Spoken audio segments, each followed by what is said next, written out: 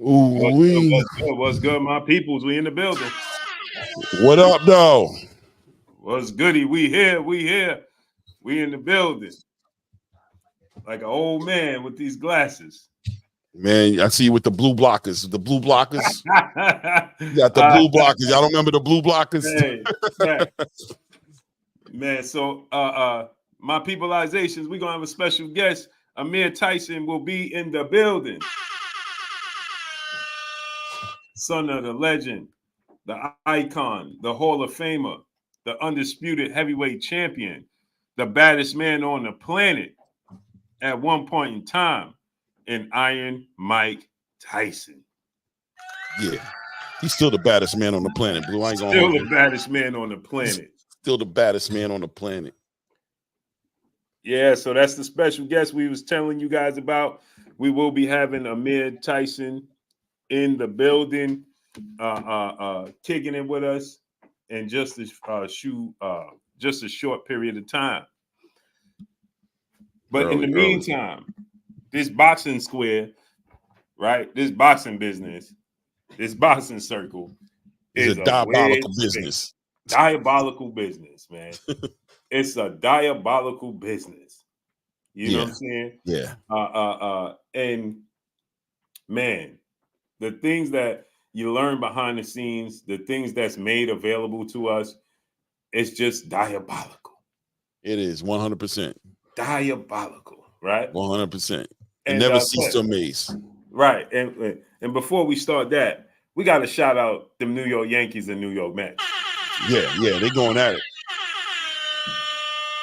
They out here. And let's get our roll call. Maya Egypt, the queen, she's in the building. JJ Short Deuce, my brother's in the building. Keith Tucker is in the building. Dexter Hayes III is in the building. GMT Sports is in the building. Whatever Man is in the building. H Dub in the building. Randall 700 in the building. Robert Brewster in the building. King Alley in the building. The Triple OG, Donnie D, 1954, he's in the building. Eastside Easy in the building. H Dub in the building.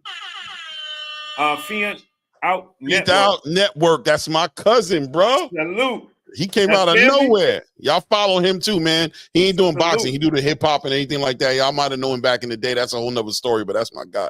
That's salute. Andy. June said copy and showbiz. Copy and showbiz. Bro, you need to do your homework, brother. Sylvester Solomon, 2011. Diabolical? Y'all gotta stop, bro. Yeah, Sylvester Solomon, 2011. What's up, Come on, bro. Endor, the fearless one, in the building. Enzo 88 in the building. Antone Mosley in the building. Tone Bunko in the building. Hover 575 in the building. Tip O'Malley in the building. Hannibal Thompson in the building. Chris Brooks in the building. And more importantly, we got my brother, my co-host, Claymore Rain. He's in the building. Hey. Yeah, sir. Anthony salute, Moore, man. what's up, Anthony? Now, let me just say this. If us saying diabolical is copying showbiz, then what do you say when people name their super chat and Blue Blood was the first one doing it? Yeah. You ain't never heard nobody. First of all, who named their chat first? Blue Blood Sports TV, my peopleizations. Then all of a sudden, everybody got a name for their chat and their chat family. Who named the super chats? Blue Blood Sports TV with the Cinco, the half a dub, the dubs, and the half a hundos and the hundos. Right. That's a fact. You gotta relax. How you say? You gotta relax. You gotta relax. You gotta relax. Hashtag Nori voice before you guys start saying we copying. Hashtag Nori voice. You gotta relax. You gotta Pancho relax. Villa, what's up, family? Pancho Villa in the building. DeMarcus Martin, what's up? Tip O'Malley. Tip Bayless. Tip Bayless, where you been at, bro? Salute, Tip. Yeah. He said Blue gave him a style to run with. Right. What you mean? I'm the one that named super chats. I'm the one that named the chat family. Bro, you All one of Blue. the pioneers of this boxing creation on YouTube, period, Right. bro. Foundationally speaking. So what do you even look like coming up on this channel trying to act like he got something to you just look crazy. You should just I gotta yeah, I mean everything is catchy, catchphrases. Everybody right. picks up something from somebody. Nothing is Look, bro, that's my fault. I'm the one who's been starting with the diabolical. I thought it was ill. Shout out showbiz. I like the term. I say it. By the way, if you look in the dictionary, you'll see that it's actually a word. So you know what I mean? He ain't invented. He ain't copyrighted. Y'all gotta relax, bro. He just used it in this space, and it was catchy. It was catchy. Shout out to Showbiz the adult. Shout out to showbiz, man. We just showing love. Y'all doing a lot, man. Yeah. Showbiz did a lot. Salute the Showbiz the adult. Diabolical. And nobody can say it like he do anyway. No, he got the blah and all that in there. You know how you do it. Baby. Yeah, come on, bro. We don't fuck with shows. Hey, shout out to Showbiz. We fuck with Biz a long way, bro. You gotta stop it. Yeah. Shout out to Showbiz, man. C Money Best Style is Brooklyn in the house without a doubt. Cloud9 Gaming, what's up, family? Big Meech free? They free Big Meech? Shouts out to Big Meech. Did they for real? That's what he said. Let me look it up real quick. Yo, Fiend out. They let Meech out. See, he gonna know that. That's what he do. See, Fiend out gonna know that. I don't know. Let me see. Rude Exposure, Shelton LDBC or nothing. Randall 700. What's up, family? Let me see. Let me check. That's gonna be huge on the wire. Big Meech reportedly released from prison. Yep, 12 minutes ago. Oh, it's about to be a damn party outside, bro. Yeah. He gonna have like what, probably about a good 3-6 months of house. Yeah, he gotta sit at the and then he gonna be back outside. Salute to the triple OG Donnie D 1954 in the building in the super chat. Donnie D's active out here. Just got his insurance license renewed. Right. He's active out here in these streets, bro. Active. He said no receipts needed for this one, Blue. This is facts. This is facts, triple OG. Official everything. Salute, family. So yeah, man, we're gonna get into this Tank and Floyd situation. Yeah, Donnie D, they don't know me and Biz is cool. It's insanity. They try to draw the line of sand and cause confusion and stir up nonsense. Right. You know what I'm saying? For nothing. That me and Biz talk about that. It's ironic. D-Boy Dad, what's up? Coming? He got his beliefs, I got mine. Do I agree with everything he said? Nope. I'm pretty sure he don't agree with everything I say. As he should not. Two grown men, two different opinions, and two different views. Shout out to Showbiz. Easy. Your Fink out said facts. He's on house arrest. Facts. Yep. See? I know my brother MREC TV gonna be going live about that if he ain't already live. So we're gonna have a special guest. Amir Tyson will be in the building. Son of Mike Tyson, the legend. Salute. Then we're gonna get into this Tank and Floyd situation, unfortunate situation that's taking place between them and you know what's something that I was gonna say to you. I don't understand why did Coach Calvin bring this up now. And people were saying that he brought it up now because Tank got a fight and they always use the beef to promote Tank fights, so on and so forth. Possibly true, but it just seemed like Calvin was just going down memory lane. It was a little odd that he put it on Instagram because to see Coach Calvin on Instagram doing that, it's like a little bit odd. It's not like him really to be on a social media space in that way. He's usually pretty good about it's always positive. It. Right. Yeah, it's always something very, very positive. Like he did with what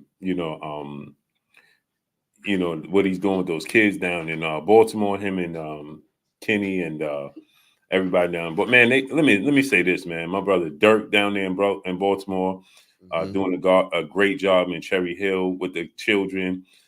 Coach Calvin and Kenny doing great work at the Upton Gym, man. Shouts out to them, man. 100%. That's what it's about right there. What Calvin and Kenny And my brother Dirk, which many people don't know, but you don't know, that's who Tank was beefing with at one point in time, the OG down in Baltimore.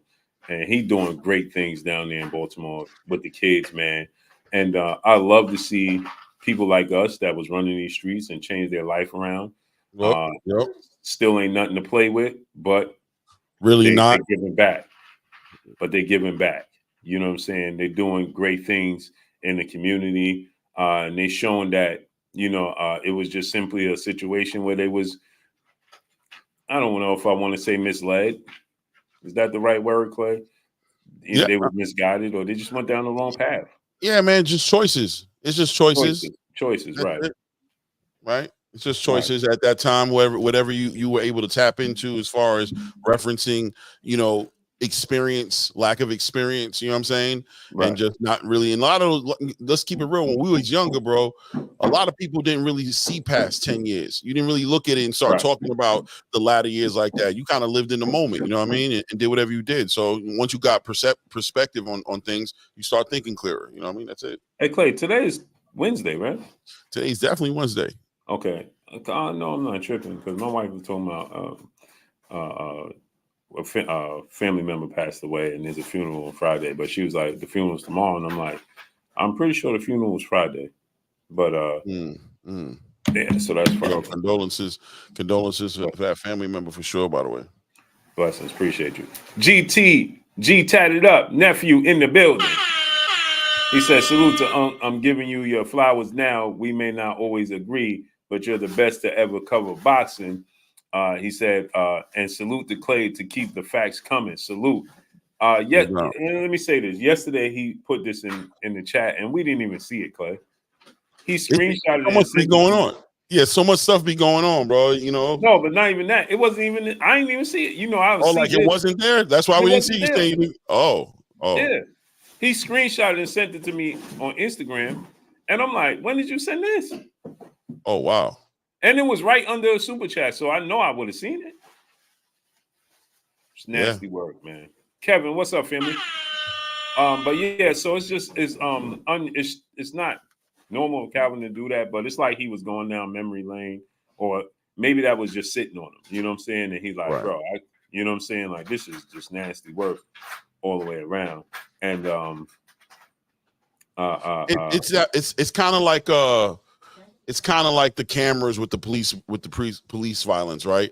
Like, it's been happening. These type of things, this is how things work. I mean, this is the way promoters and people like that they leverage their power, they leverage their resources to try to take over for 1 second, Clay. Yeah, no doubt. This is what they do. They try to leverage their resources and what they have to go ahead and convince a fighter to move a certain way, or show contempt for a way a fighter's thinking at that moment. So whatever is going on, I always say that we always have to remember that we're outside looking in. We're surface level speculating, right? We're hearing Floyd shut down the gym and not allowing Tank and Calvin and them to train in the gym. We don't know what time period this was around, because I mean, we also aware of that their relationship has been, had its ups and downs, obviously, to say the least. The random tweets that we hear, and we try to put it together, like, oh, what did Tank mean by that? And the random things that maybe even Floyd may be saying, or the random things he might have done in Tank's career as far as blocking certain fights from happening, or as far as threatening Tank with other fights happening, right? We don't know what's going on. It's a whole lot of it's a whole lot of negotiation tactics, a whole lot of street energy, a whole lot of pettiness, emotions, right, being wielded while this is happening. And this is the boxing space. You hear Mike Tyson give his stories about his relationship with Don King and the things that Don King used to do, and Mike having even put hands on Don King at one point in time in his career, right? So we understand that the relationship between fighters and promoters can get real, shout out to showbiz, diabolical at times. You know what I mean?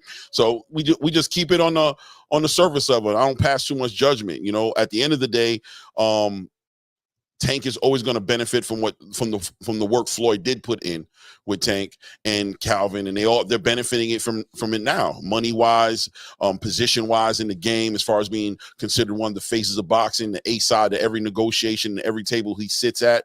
So we can keep it 100, right? We can keep it 100 and say that that's something that he benefited from. And Calvin, I don't know what motivated Calvin as well to go to social media and put this out there. I would think something's happened, right? Something's happened, some sort of miscommunication or whatever have you is come out, and look, now it's out, right? So what do we do with it at this point? What do we do with it at this point? You know what I mean? It is what it is. Ray Spacer, man, for sure. Mickey Bay needs to you talking about Mick? I think he's talking about Mickey Bay. You saying, can you bring Mikey Bay? Yeah, Mickey Bay. That's what he's saying. Mickey Bay on for sure, bro. I'm hoping Blue's able to pull that together. Him and Blue got a connection. I'm definitely interested. I know you guys are interested in seeing what he's doing over there at the Devin Haney gym and what we can expect. Let me see. 125 peeps, 8 likes. Let's get those likes up. Yeah, let's get the likes up, people. Don't play those games. We inside. Don't be freeloaders. Let's make sure we here. Let's make sure where we're supposed to be at. What's going on here? Hold on. Yo, put a one up in the chat if you hear me, by the way. Just want to make sure my sound and everything is coming in clear. I think we're good. Let's get those likes up. Yeah, I'm definitely interested in seeing what Mickey Bay's got going over there. I'm also interested in seeing what Freddie Roach is doing over there. I'm interested in that. Seeing Freddie Roach in that video. I wonder if that was just a one-day thing, or Freddie Roach is there, but he's not always there. Interesting to see. Yeah, it does. It does seem like Tank's team isn't happy about something, right? Or at least we never know what Tank is thinking, because Tank don't really communicate to the boxing space like that. You know what I mean? Not in a traditional way, right? He might put out a one-liner on a tweet, and then we can figure out whatever is from there. But it does seem like the team felt it necessary to put that information out there. Time will tell why he did that. You know what I mean? Time will tell why he put that out there. You know what I mean? And it is convenient, right? I mean, we're not going to say nobody's clout chasing or things of that nature, but we will have to we can all call out the pattern, the consistency of the pattern, right? That it seems like around these times, whenever Tank got a fight he's trying to promote or things about to start coming out, it does seem like it gets a little spicy with the Floyd Mayweather energy. That's usually the time when the Floyd Mayweather stuff starts coming out. So we don't know. I'm even hearing rumors of Floyd Mayweather's relationship with Diddy and what kind of things they may have gotten involved with, and potential things coming to the surface about that. Once again, conveniently, a month or two, like 2 months shy of Tank Davis's next fight against Lamont Roach, during a period in time when he's getting a lot of pushback, right, on a fight. People are acting like they're not going to be interested in buying pay-per-views. Things are kind of coming away, and all of a sudden, boom, here comes something spicy to get the social media algorithm burning up, right? It is what it is. What are we looking at here? I think Freddie Roach is helping Devin develop power right hand. Yeah, man, turning that right hand over, race pacer for Devin Haney would be a definite benefit for him, right?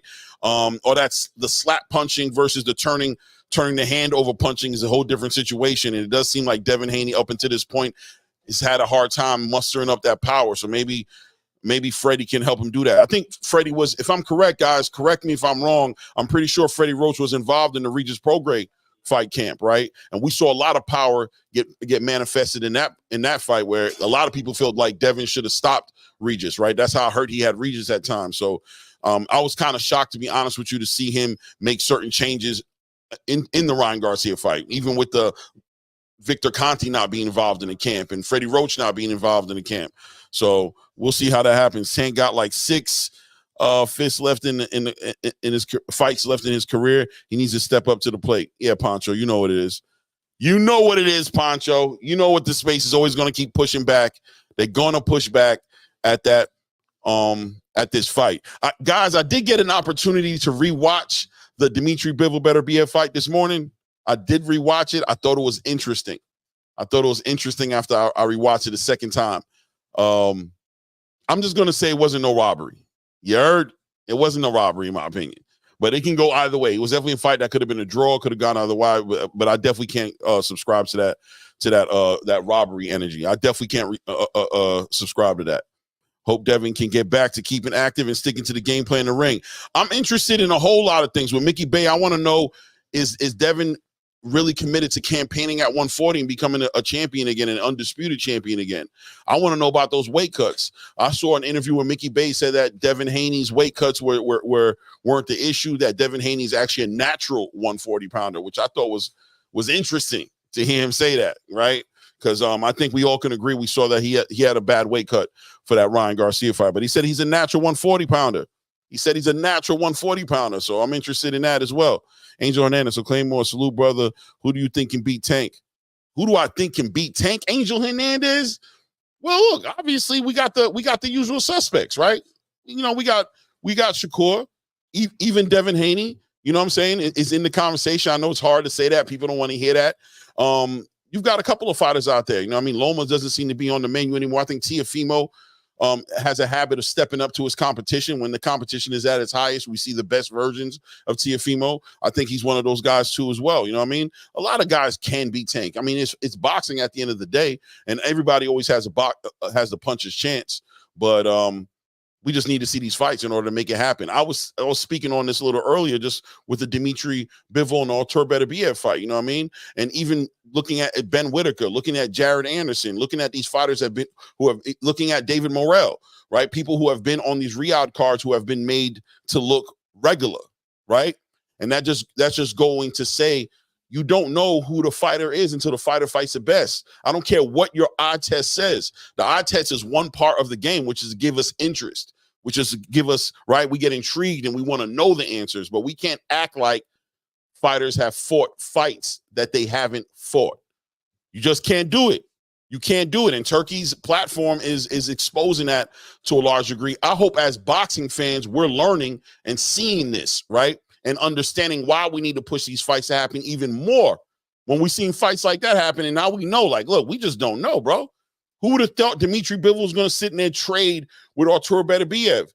Who would have thought that he was going to fight rather than box? Who would have thought we'd have seen Beterbiev box rather than fight, right? If they didn't see each other in the ring like they did on that Saturday night, we would have never seen them be who they were. Because until then, Artur Beterbiev was just running through people, right? He had his moments, you know, he's been sat on his pockets before and things of that nature. But until that fight happened, we was never going to see that. What we got going on here in the chat, man? Talk to me, chat. What's going on here? G tatted up. Got the Tank.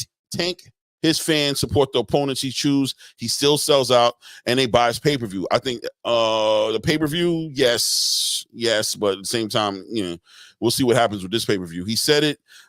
He said it's his haters and the ones that want to see him possibly lose who are mad. You know something, G tatted? That statement within itself. First of all, shout out to G tatted. I hear your statement, and I think you're pretty much accurate as far as how he feels, right? About people wanting to see him fight certain fighters. I always feel like boxers, whenever I hear boxers say that the only reason we want to see you fight somebody else is because we want to see you lose, I always look at that with the gas face, right? Because it's boxing. It don't matter what we think. Even if you think, you know, Floyd Mayweather built a lot of his career based on fighting people and knowing that the fans wanted to see him lose, right? He built a lot of his career and his market value in facing those opponents and beating those opponents, knowing that his haters or his detractors wanted to see him lose. Dare I say, maybe he even picked certain fights based off of the fact that these fights that he was picking, people thought he might lose. That's not an excuse for not fighting the best. Even if that is true, even if we did want to see him fight Shakur because we want to see him lose, it's still a great fight that we're all going to tap into, and our pay-per-view money spend just like your fans' pay-per-view money spent, right? It is what it is. It's business at the end of the day. You're a fighter. Yeah. I think we're gonna have a reschedule again. So, oh man, damn. Yeah. So I think we're gonna hit out Bay. He said that he wanted to come on. Everybody asking for Bay too. They're asking for him. Yeah. We were just literally talking about. You must have heard. I don't know if you heard it. Literally, I forgot who said it, but it's like, yo, when y'all gonna have Mickey Bay up there? I'm like, man, I want that dude up here like crazy too. I ain't gonna lie. Pause. You know what I'm saying? I want him on the show. You know what I'm saying? I want him on the show. You know what I'm saying? I'm gonna hit him up right now. Yeah, hit him up for sure. I'll go through the chat while you're doing that. Let me see. No, I hit him up. Okay, cool. Yeah, man. What we got here? My new couch came in for the office, man. Super excited, man. I'm trying to come see the office, man, soon when I come out there. Yeah, for sure, man. I'm super excited, man. New couch came in. TV tomorrow, man. It's a good look, man. You're putting it together. Ray Davis in the building. Salute my brother Ray. Davis. Tank don't need to fight the best every fight. S Valdez, bro. Shout out to you, brother. I see you trying to I see you engaging, and we appreciate the engagement, but Tank's not fighting the best every day. We're not asking him to fight the best every day. We just asking him to fight the best at this point. Come on. We ain't got to act like that. Don't act like that. He hasn't unified. He hasn't done certain things. And look, when you get me talking like this, it starts to sound like I'm hating on Tank, but I'm not. I'm really just correcting you, because your statement would have the world believing that he's fighting the best every damn time, and we're not letting him get a break or something. You know what I'm saying? That statement right there would have the world thinking that. So I have to correct you and let you know it's not about him fighting the best every fight. It's about him finally fighting the best. He's fought contenders. He's fought fights, but he hasn't fought the best. The best are the champions in your division. Those are the best. We know. Come on. Don't do it. Don't do that. Don't do that. You know what I mean? You got to relax. That's why he's at the top. He entertains his fans. Yeah, he's at the top because he's knocking people out, and it is entertaining. But the pushback to see him fight the best is a legitimate push. It's a legitimate pushback. Let's see. HW Blue, I will get my membership back soon. Okay. I ain't gonna put that on blast. Let's say Yankees. Who said that? What is there? Somebody said the Yankees in here? Yankees. Salute Jonathan 97. Round One Sports. What's up, family? Salute Round One. Edwin, what's good, family? Let's see here. Third, what's up? S Valdez, what's up? Round one. If you want to jump on me and Clay, in a few, let me know. Dre Myth, what's up, family? Clay, I'm waiting for him to hit me back and see. No doubt. Bay said that he's in the gym, so he's gonna hit me when they finish. They just got to the gym, him and Dad. Okay. So he gonna hit me as soon as they come out the gym. No doubt. Yes, sir. So what was you saying, Clay? Pardon me, man. No, it's all good. I'm just building, man. Just killing some time while you're getting it together, man. Waiting on you to come bring it back. Yeah. So what you think about Bay and Devin Haney? I've been campaigning for this for a long time. I've been campaigning. I've heard Mickey Bay speak so passionately. It's something about when you have a team that believes in you and knows you and really understands you to be a champion. And Bay is one of those guys. When he talks about Devin Haney, he's like, listen, man, he's always felt like he's got a relationship and he has an understanding, you know what I mean? A chemistry as well with that family. And he believes that his presence can bring the best out of Devin Haney. He believes he knows what Devin Haney needs to become the best that he can be. And I want to see him get an opportunity to do that. I know that they have history and they've done work in the past before. I was always campaigning for. I even said something to Bill Haney before, and when he was on one of those open panels, and I said, "Yo, Mickey Bay, bro, he showed love. He was like, yeah, Mickey Bay's that guy, man. That's my guy." And I was like, he needs to be part of your camp, bro. And I want him to be a permanent part of the camp. That's something I think Devin Haney's missing out on, is that permanent fixture in there. You got your father, and Bill is has gotten him this far, and Bill deserves the accolades for getting him this far. But it does seem though that for Devin Haney to hit this next tier level that he can hit, that he's going to need that right motivation. You know what I mean? And whoever it's going to be needs to be permanent, needs to be there for the rest of the trip. You know what I'm saying? As far as I'm concerned. And Mickey's young, you know what I mean? He's got the experience, and he's got a resume and a history track record with the Devin Haney team. So I'm super excited about him being over there. I would like to see added as well, Blu-ray. Yeah, Blu-ray, bring him in. Mm-hmm. Bring him in. Yeah. You know what I mean? Somebody who's gonna push him to the next to his next level, bro. You got to hit that Super Saiyan level. It's time. You need that motivation. You need that push. You need somebody who can get that out of him.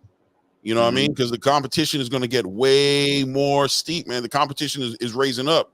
It's time for Devin to jump into his next chapter of his career. Yeah, I think that Ray Spacer, what's up? Grunge Truck, what's up, family? Poncho Villa, what's up? G McCall 09, what's up, family? I think that just adding, little pieces. T Bonafide, what's up, family? K Muller, what's up? Hacks, Eric O, K Causey, what's up, family? D Boy Dad, Muscle Up Cat, what's up, family? Sylvester Solomon, 2011, what's up, family? Pardon me, y'all. I was trying to set some things up. Denzel Horton, what's up, family? I like, just add little pieces. You know what I'm saying? Black Mac 1978, what's up? You ain't got nothing dramatic. You ain't got to, in my opinion, I don't think that you have to, people obviously seen the Ryan Garcia fight and they just want dramatic changes. You know what I mean? I don't think Jonathan 97, what's up, family? Real is Deuce 4, what's up, family? I don't think it has to be anything dramatic. I think you just add little pieces to it. You know what I'm saying? If it's not broke, you ain't got to fix it. You understand what I'm saying? You just add little pieces, make little adjustments, take some of the weight off a Bill. You know what I mean? If you bring in, I like Blu-ray Fitness for the strength and condition. He already has Rodney. I love Rodney, man. As I believe Rodney is still there. You got Rodney. Rodney knows how to, Rodney is. Yeah, I know. Rodney already there with the power. You know what I mean? So Rodney teaches how to throw the power. And you got Blu-ray just getting them physically stronger, right? And Bay, on the mitts, teaching them strategy, angles, and things of that nature, and Bill overseeing it. I think that's a dream team. Yeah, just keep it together, right? Just keep it together. Like, that's my whole thing. Keep it together. Like, don't break it up. Don't get the success and then go a different direction the next fight. You know what I'm saying? Or 2 fights later, now you don't see the guy there no more. Consistency. You know what I'm saying? Allow that to resonate in a bigger way. Because I just think the competition is going to get better. You know what I mean? The danger is going up as well. So, I think they got enough people that they've worked with in the past. They got a pool of people that they've worked with and found success in, where they don't even have to try something new per se. They just need to kind of like go with what's been tried true already with them. You know what I'm saying? Like, it's already been tried true. Bring that back. You let it go. You thought you could continue it without them. Bring that back. Keep them there so you guys can have a consistent outcome. K Muller, he said, "Yo, Blue, new guy, his first loss. That's why I said Tank would stop him."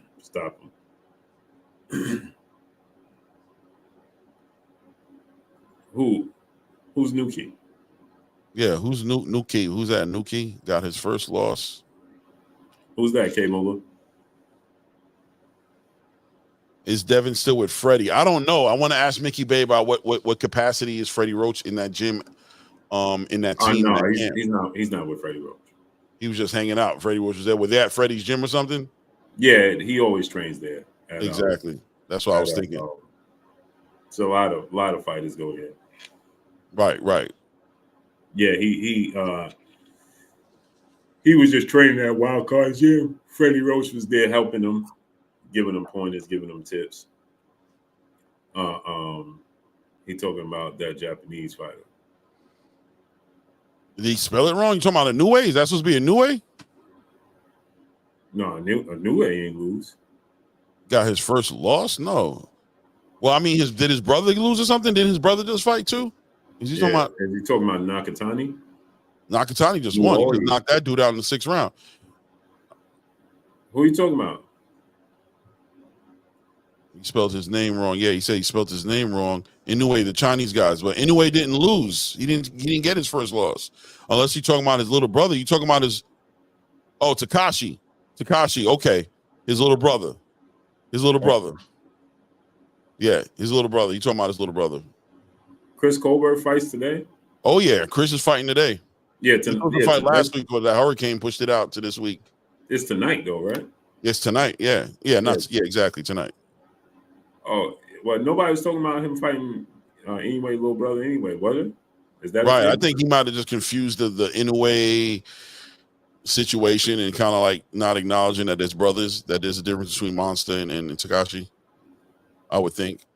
Oh, his little brother lost, but he didn't lose. Right. Yeah, see, he said it. Oh, damn, I got them mixed up. Yeah, that's what it was. Oh, okay, yeah, because I'm confused. I'm like, yeah. Who died there here, Ray? Who died there here? Chris Colbert? Because that ain't nothing new. He dyed his hair blue. He's talking about Monster. I want to see what Chris Colbert's going to do tonight. Anybody know what he's campaigning at tonight? Is he going back to one? Is it a 130 fight, or is he still acting like he can fight 135? Because I think 135 is just too big for him. Anybody know what that fight is getting campaigned at on tonight? Is it going to be at 130? It's on Pro Box, right? Yeah, it's on Pro Box. Yeah, it's at 130. There we go, round one. Yeah, that's where he need to be at, man. And I think Colbert is somebody who kind of like, okay, you tried 135, but that was really too big. You know what I mean? That division was just too big. And, Ryo kind of had to wake him up by putting him to sleep. You know? Like, Davis, is it 135 or is it 130? I didn't think he won the first fight. No, he definitely lost the first fight. And that was the worst thing that ever happened to him.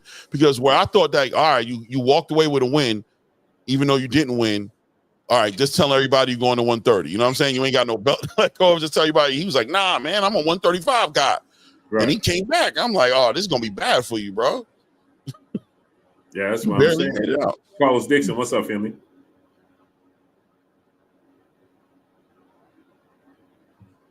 Yeah, Ray said 135. It's a confusion. That's what I'm saying. I think Ray might. I'm going to find out right now because you know me. I don't like to hang too long on these things without. Yeah. Let's just get that out the way and just, you know what I'm saying? Let's see where he's fighting at. He came in at 136.8. He weighed in? At 136.8. That means he's fighting at. Yeah, so 135. Yeah. He did say he needed to go down. Jay Garrett Jr., what's up? You better not get pieced up tonight. My birthday is on Friday. I'll be 39. Salute to my brother K. Moolah. Happy birthday. Happy birthday, King. Salute. Yeah, so if he came in at 136, that's almost 2 pounds above 35. Yeah, dude, he's fighting against a Mexican puncher, bro. I mean, he ain't a puncher, but you know what I mean? He got 13 knockouts, 19 wins, 13 knockouts. Let me see. His last fight, he had a unanimous decision against Luis Correa, lost a unanimous decision against Jose Nunez, who's not a bad fighter. And 1, 2, 3, 4, 5 out of his last 6, 7, 8, 6 out of his last 8 fights, he's knocked the dude out. We're out here playing games, but he's a young bull, you know what I mean? This is going to be a 10-round fight. It's going to be his second 10-round fight. And Chris can box. Yeah, Chris is nice. Yeah, Chris can box. It's just he got respectable power. Chris I think he might consider if this a young boy, he's gonna be in trouble. Because Chris can box. So Carlos Dixon, my brother in the super chat, dropping that half a dub on us in the super chat. Salute, Carlos. Appreciate you. Yeah, Chris can box. So no, 100%. Chris was going to be him. After Chris was Tark. You know, I mean, he was a prospect that was supposed to be one of those guys. I mean, they called him Showtime after B-Hop, Lil B-Hop. You know what I'm saying? For a while, but you know, I think he just kind of like the Adrian Broner thing a little bit, where the power just started to not be there anymore. Once he went up to 135, that power was gone. Let me see. I would have took that fight with Chris Colbert with Tank over Lamar Roach. Hell no, I wouldn't. Ray been campaigning for this Chris Colbert fight with Tank Davis. I don't know why he keep doing this, bro. I think he's just trolling or he's just trying. I don't know. I keep telling him, like, I don't know why. Right. That fight is just, I don't know why. You're going to push it until it stick. You're going to throw it until it stick. Chris Colbert ain't got no power, man. He could never. Lamont Roach is definitely a better fight for Tank Davis than Chris Colbert. Yeah, I think he's Lamont. I think Lamont Roach beats Chris Colbert. Of course. He's all about to say that. Knocks him out, too. I think he put him to sleep, bro. Yeah, I think he Lamont just too much. Oh, he's saying Chris's opponent weighed in at 136, but they probably still find at Oh, his 135. opponent. Right. That's what they're saying. I didn't see the weigh-in. We gonna just put dirt on AB's name like that? Nah, just being honest. Just keeping it honest, man. Just keeping it 100, bro. AB Like, who? Adrian Broner. I was just saying, like Adrian Broner, going up to 147. I always felt like that was part of his downfall. Like I would have much rather him just stayed at 140. You know what I'm saying? And competed there, or 135 even. You know what I'm saying? When you look at how 135 is, I thought he was way more effective down at those lower weight classes. Yeah, AB. The T Bugs, what's up, family? The thing, Roski Production, what's up? The thing, the problem with AB to me is that he skipped over 140. He should have went to 140. Right, exactly. He went up there chasing that money and that fame at 147. It was like, nah, bro. Nah, you should have. Yeah, like you said, he should have went to 140. He should have went to 140. He should have, allowed his body to grow into 47 because he was a dog at 47. That was the problem. He was a dog at 147. Should have been a boxer. Joe Johnson, what's up, nephew? But he had that dog mentality. And what happened is he just simply didn't adjust correctly to me. You know what I'm saying? He didn't take the proper steps, in my opinion. My Egypt, peace of blessings, Queen. How you feeling today?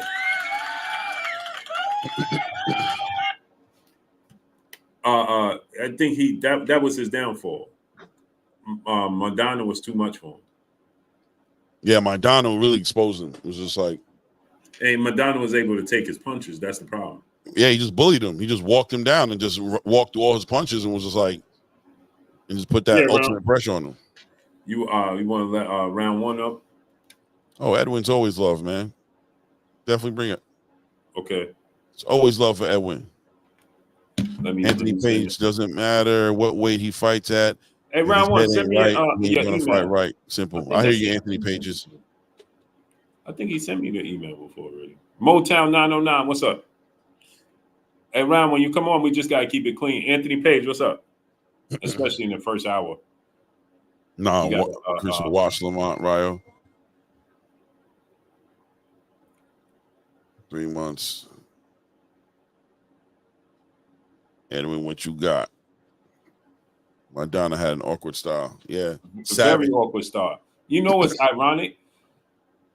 Coach Cunningham and Devin Alexander, they outclassed Madonna. They had the easiest fight with Madonna, even more so than Floyd. Hence the reason why I said I would like to see Errol Spence with Coach Cunningham. He's a southpaw master, bro. Has confirmation come in on yet. Errol? Is Errol and Sebastian confirmed? Because I'm hearing Errol's Landy Lara rumors. Yeah, I'm hearing for Dora, people I talked to from Dora team, they expect him to be Errol Spence. So I don't know if that's a backup plan or what's the plan. But I'm hearing a lot of different stuff, man. Boxing is wild. But as far as training go, I would love to see him with Coach Cunningham. Reason being, Coach Cunningham is a master with southpaws. Right? Coach Cunningham with Corey Spinks, Devin Alexander, Lubin, right? Just to name a few, right? He's a master when it comes to southpaw. The best fight I ever seen Tank have was with Coach Cunningham when he fought Cuellar.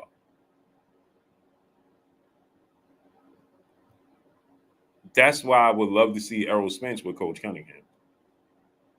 Would love to see it. Cameron Fields, peace and blessings, the beautiful queen, she's in the building. Blessings, queen. Salute to the queen becoming a new channel member, family member of this here, Blue Blood Sports TV. Peace, blessings to the Queen Cameron Fields, becoming a new channel member, family member of this here Blue Blood Sports TV. I appreciate you. We appreciate you, Queen. And I'm going to have special things for our family members soon. Man, I got. Hold on 1 second, Clay. Yeah, who would you like to see Errol train? Be Errol's new trainer, Clay.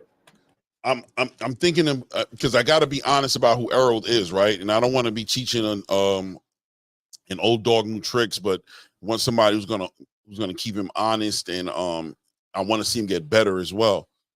I don't mind Cunningham, but I don't know, somebody who's gonna. At one point, I was thinking Robert Garcia. I was thinking that at one point, but then I was like, Robert kind of really Robert's really pushing his fighters to box more, and I don't know. Errol doesn't seem like he cares about boxing as much anymore. Like when he was at Derek, he really was just mowing people down, but he boxed a lot early in his career. Like when you see him against Mikey Garcia, that was good. You know what I mean? That's why I kind of was like, but if not Robert, and I was thinking about Bozy, but I'll be honest with you, Bozy, you know, Boots, Andy Cruz, Steve Fulton, they get punched on. Like, you know what I'm saying? They do. I'm just being honest. You know what I'm saying? They said they get punched on. They do, family. They do. Like, they do well. Like, Boots does well with it. He got a good chin. Andy Cruz got a shot. He got buckled a little bit, and he did well. But Stephen Fulton got sat on his pockets. You know what I'm saying? He pushes the fight, and I want somebody who would protect Errol a little bit. You know what I'm saying? Just a little bit more defensive wise. So I mean, I have no idea, bro. I wanted to be with somebody that makes sense. Some part of me says Freddie Roach is because Freddie just gonna push him to punch, and Errol likes to punch. But defensively, once again, I don't want to see him with Freddie Roach. That's what I'm saying. He gonna get punched on. Yeah, Freddie Roach is all offense. Yeah, all gas, no brakes. All gas, no brakes. I don't know, bro. I don't know, bro. No brakes. I don't know who Errol should be with, bro. I don't know who Errol can bring. I like Robert Garcia though. He's been doing good stuff in his gym, man. His gym has been doing well, and he seems like he's able to adjust pretty well. You know what I'm saying? I like what he's doing with Ryo, obviously. What he's doing with Bam. You know what I mean? What he's even with Virgil Ortiz. You know what I'm saying? But Virgil's at 154 now too as well. So why would he help Errol out? I don't know. I don't know. Or should he go back to Derek? Is that what he needs? That's a good Denzel. That's a good statement right there, brother. I can't even lie to you, bro. But it's so choppy between them. But yeah, bro, Derek James is helped build Errol Spence. He needs somebody who knows him. Derek James would be the fit, but they got that smoke. That's why let me say this, right? And peace bless to the beautiful Queen Jay Lynn. She's in the building. Kay Causey, great Gambino, salute. The thing with I like the fact that I would like him to be with Derrick James, obviously. You know what I'm saying? But sometimes change is good. The right change, though, Clay. The right change. And I think Coach Cunningham is the right change. Yeah. Reason being, he's a southpaw specialist. Mm-hmm. He's a no-nonsense coach. He knows how to use angles. He knows how to deal with southpaws. And he's had fighters who suffered losses. Mm-hmm. Devin Alexander. Errol's coming off the first loss. Devin Alexander losing to Tim Bradley. Lubin losing to Jamel Charlo. Mm-hmm. You understand? Corey Spinks losing. He know how to teach him how to bounce back. Right. No-nonsense coach. Mark Wonderlick, what's up, family? He's a no-nonsense coach, but he knows the sport of boxing. You ain't gonna play games with him. He's going to teach you, conditioning. He gonna get the best out of you. This is what I like about Coach Cunningham. If you ain't doing what you're supposed to do, he ain't gonna mess with you anyway. Right. You see what I'm saying? Salute, Tay. He ain't doing it anyway. So he gonna get the best. I think he gonna get the best out of Errol Spence. And I would think that Errol would relocate. meaning that he would go to Miami. That's another thing. Errol got to relocate. How comfortable is he with that? Errol seems like somebody who's always kind of worked inside of his comfort zone. Like he likes things, he likes to be catered to a little bit because it looks like Derek used to. Right, but that's what I'm saying. That's why change is good. It's outside. It's Florida. You know what I'm saying? It ain't like he going to Colorado, cold weather. Right. He going to Florida. You know what I mean? Dog fight. What's up, Philly? I thought he was working with Roy. No, I don't like the Roy. No disrespect. Yeah, I don't like Roy either. Too much athleticism. Yeah, Roy is what Clay was talking about earlier. When specific people are with specific fighters, they have a hard time adjusting because of their abilities. Tay Brown, peace blessings to the queen in the building, and salute to the 11520. Look at Tay looking sassy. So that's the thing, right? Go to Florida. You know what I'm saying? You can your kids and stuff, you know, I guess his kids and stuff in school, but he needs it.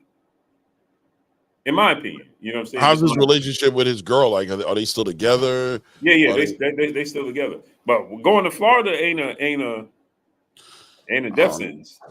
I mean, I think going to Florida would kind of make him commit, and I think we need to find out if Errol really wants to come back or not.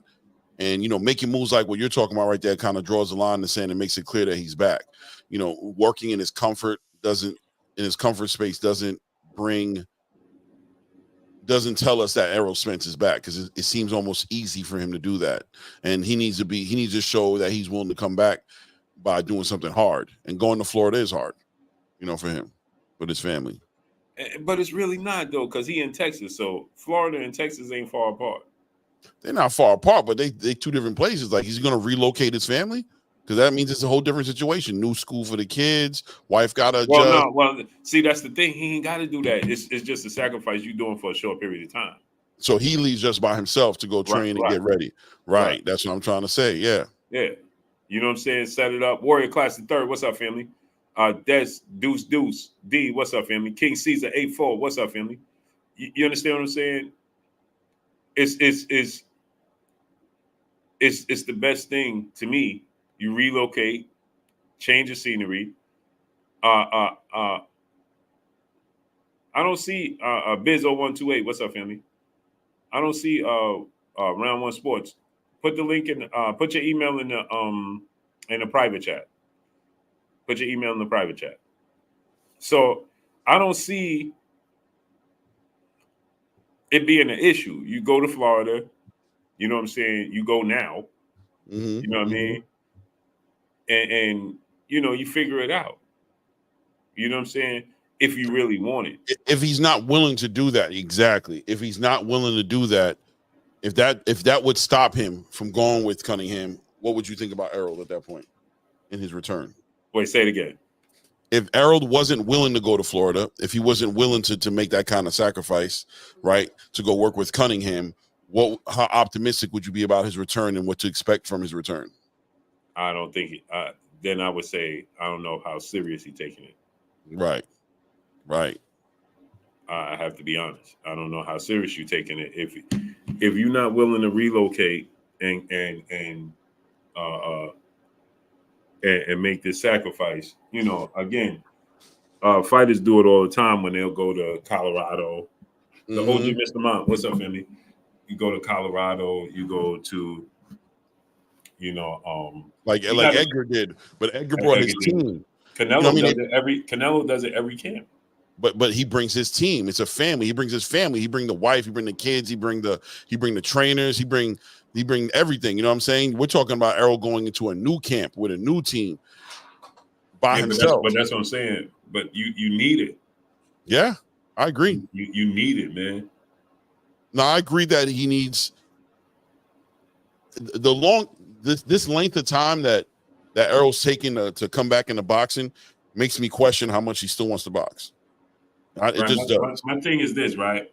If you're not willing to sacrifice that change and make the adjustments, how serious are you willing to? You got to come out your comfort zone.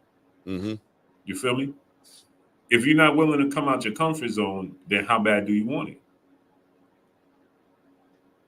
You feel me? Fact. I feel you 100%.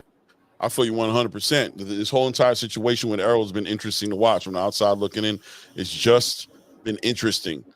You know what I'm saying? To see like all the pushed out dates and all the, him not fighting Terrence, not, activating the rematch calls, but not following up, and that fight never coming to fruition. Him coming to the ring saying that he'd fight the winner between Sebastian Fundora and Tim Tszyu, and then Sebastian Fundora pops up. He walks in the ring, says he's ready for it, but we don't hear nothing. We can't get the dates.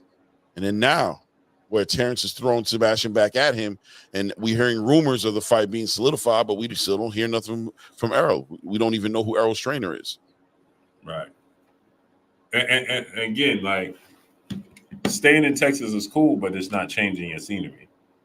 You feel me? Yep. You need to change, man. Chiquia Fields, peace and blessings, Queen. Hello, Chiquia. She said, I think he has taken the time to assess whether he wants to make those changes. I think so too. Me too. But if he stays local, again, can he be successful staying local? Staying local, absolutely. Mm-hmm. I just think that when you're trying to make a comeback like this, sometimes change is needed, especially seeing as though change was already forced upon you. Right. Dwayne Jones, what's up, family? You understand what I'm saying? Change was already forced upon them when him and Derrick James split. Right. So seeing as though change is already on you, Mac Majestic, what's up? You know what I'm saying? Me personally, I would say take the opportunity and how could you, I mean, again, a southpaw, he's a natural southpaw. Chiquia Field, no, we definitely don't. But It's just good. It's good for us as boxing points, talking points, and right. You know right. We don't need to. But I'll tell you this, Chiquia, until we know, we don't know, and that's going to always be a question. And if we're talking about his return, and we're talking about him being a champion again, and talking about him competing at the highest level of this sport has to offer him, then that question is a reasonable question. Without a doubt, he could be with a trainer training right now in the best shape of his life, and we're going to be excited and happy to hear that for the past 6 months he's been, training with Cunningham, or even back with Derrick James, or working with some elite high level trainer, and that he's been getting ready this whole time. I'll be excited, like, oh yeah, that's what's up. But like I said, until we know, how can we answer that question fairly to say what kind of Errol Spence we're expecting to return? That's a fact. That's a fact, Shaquille. That's a fact. That's a definite fact. Peace and blessings to the Queen, Kiki. Another thing about it, though, Chiquia, is this.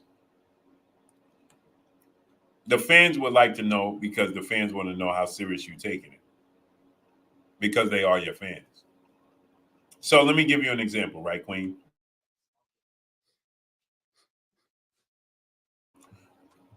In every other sport, fans will make demands, right? When the fans start getting disgruntled with the coaches, they start chanting it. Fire them. Mm-hmm. Fire them. We just saw it last weekend with the Eagles, right? Goodbye. And when you getting ready to hire a new coach, right? They keep the fans involved, because the fans are the ones that pay the money. We are the investors. Hence the reason why. Let me say this, right, Queen? When you are a fan of a specific team, okay, 49ers in my case, everybody knows I'm a fanatic, right? They have to let the fans and everybody know injury reports, because I'm a fan and I'm paying my money. You see what I'm saying? So in this case, you want to know what's Errol Spence doing, because I'm investing in Errol Spence financially as a fan. So I want to know, is he taking it serious? before them tickets drop, and you spending thousands of dollars, and then he training himself. You're gonna be like, what? Hypothetically speaking, obviously he ain't gonna be training himself. But you understand what I'm getting at, right? You want to have some sort of structure as a fan because you invest in the fighters. You invest in the sport. Without us, the fans, they don't exist. We saw that when we had the global pandemic. Jack Blumquist, what's up? When we had the global pandemic and no fans was in attendance, sports was suffering. Mm-hmm. They tried it. They tried to have sports with no fans in attendance. Hence the NBA. The Lakers won that championship, and people was like, that don't even count. You know what I'm saying? You see what I'm saying? So that's the thing, right?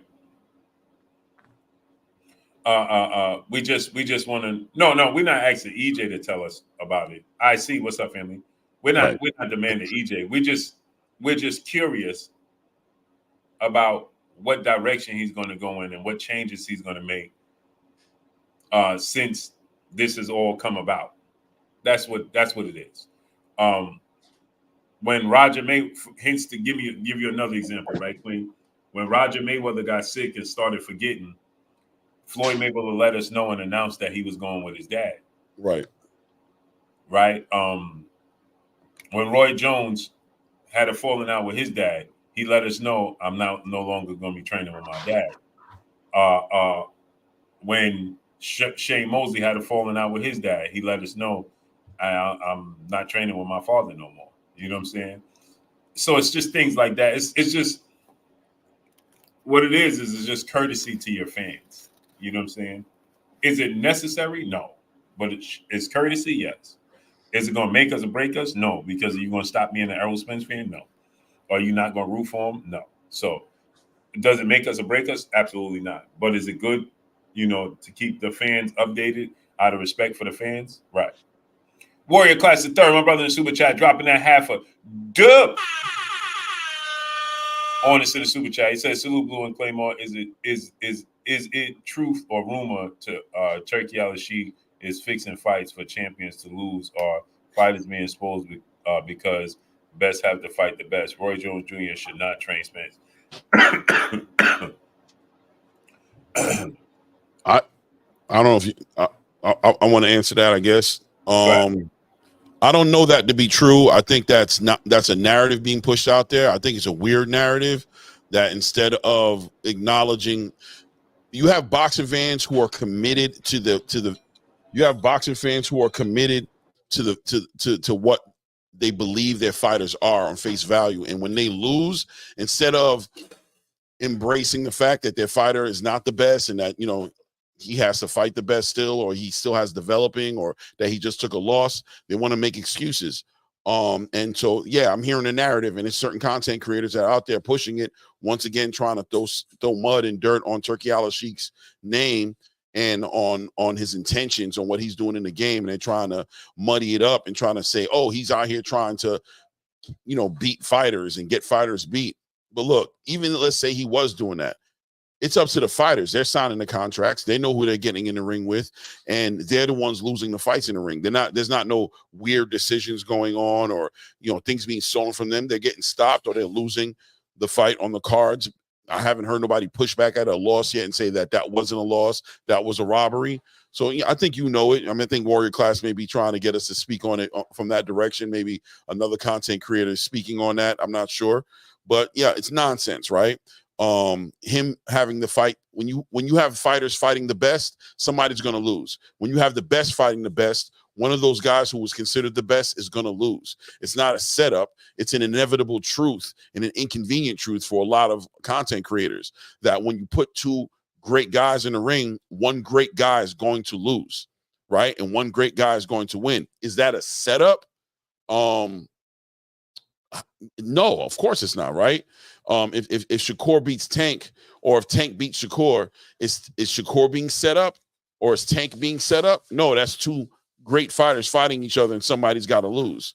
But these content creators, this boxing space in general, this generation of boxing fans really are caught up in the story more than they are in the sport. And instead of loving the sport first and being happy that they're getting great fights, they want to discredit great fights from happening because they look at great fights happening as potential setups for their favorite fighters. And I agree with you. Roy Jones Jr. doesn't need to be training Spence.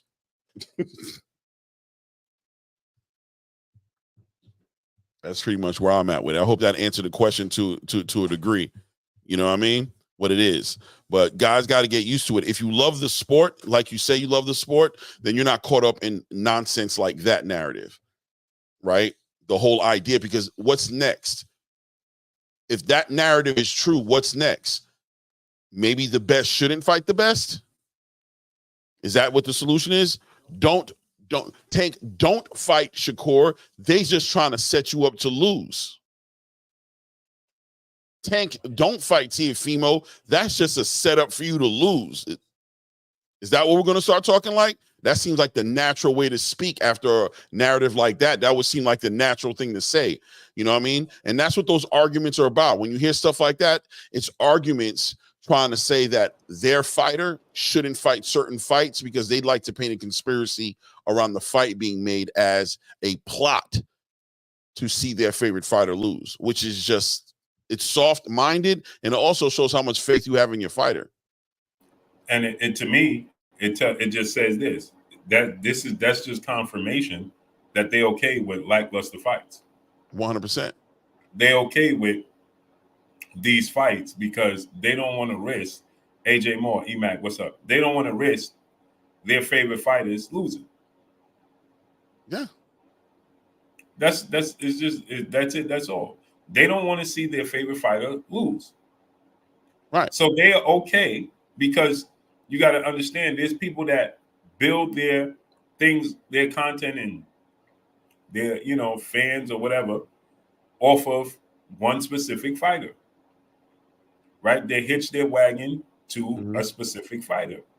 Yep. And so if the fans don't care and the fans are not demanding to see the best fight the best, and they're not demanding to see their favorite fighter fight the best, and they're okay with them fighting lackluster fighters, then why would they demand anything else? So Turkey al-Sheikh, like he said, you come to Riyadh season, you're going to fight the best. He going to get, if I'm going to pay you millions of dollars, you're going to fight the best. Period. Facts. So what fight could possibly have been set up? Jared Anderson got knocked out. Right. Isaac Cruz got drastically outboxed by Rayo. And how does Trayvon Jones, you talked your way right out of here. Goodbye. Now you're out of here for good. Who used to like Al Heyman? Y'all wasn't mad at Mayweather. Goodbye. Who used to like Al?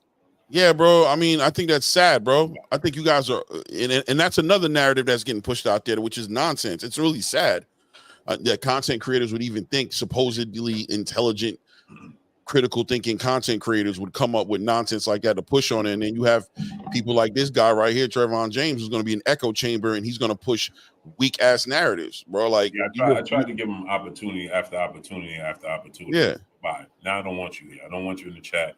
You're just here to cause confusion. You're just a detractor. You have nothing going for yourself in real life. And all you do is troll. That's sad. Yeah. To come to a place and troll every single day just shows a lack of positivity in your own natural life. High-end Pain Gary, what's up, family? And I tried. Clay, I tried for weeks to give you a pass. I've been seeing him for days. I've been definitely seeing him the last couple of I would say last week or so. I've been seeing him come in here and just constantly doing that. It just makes you think like, but it's just the minion energy, right?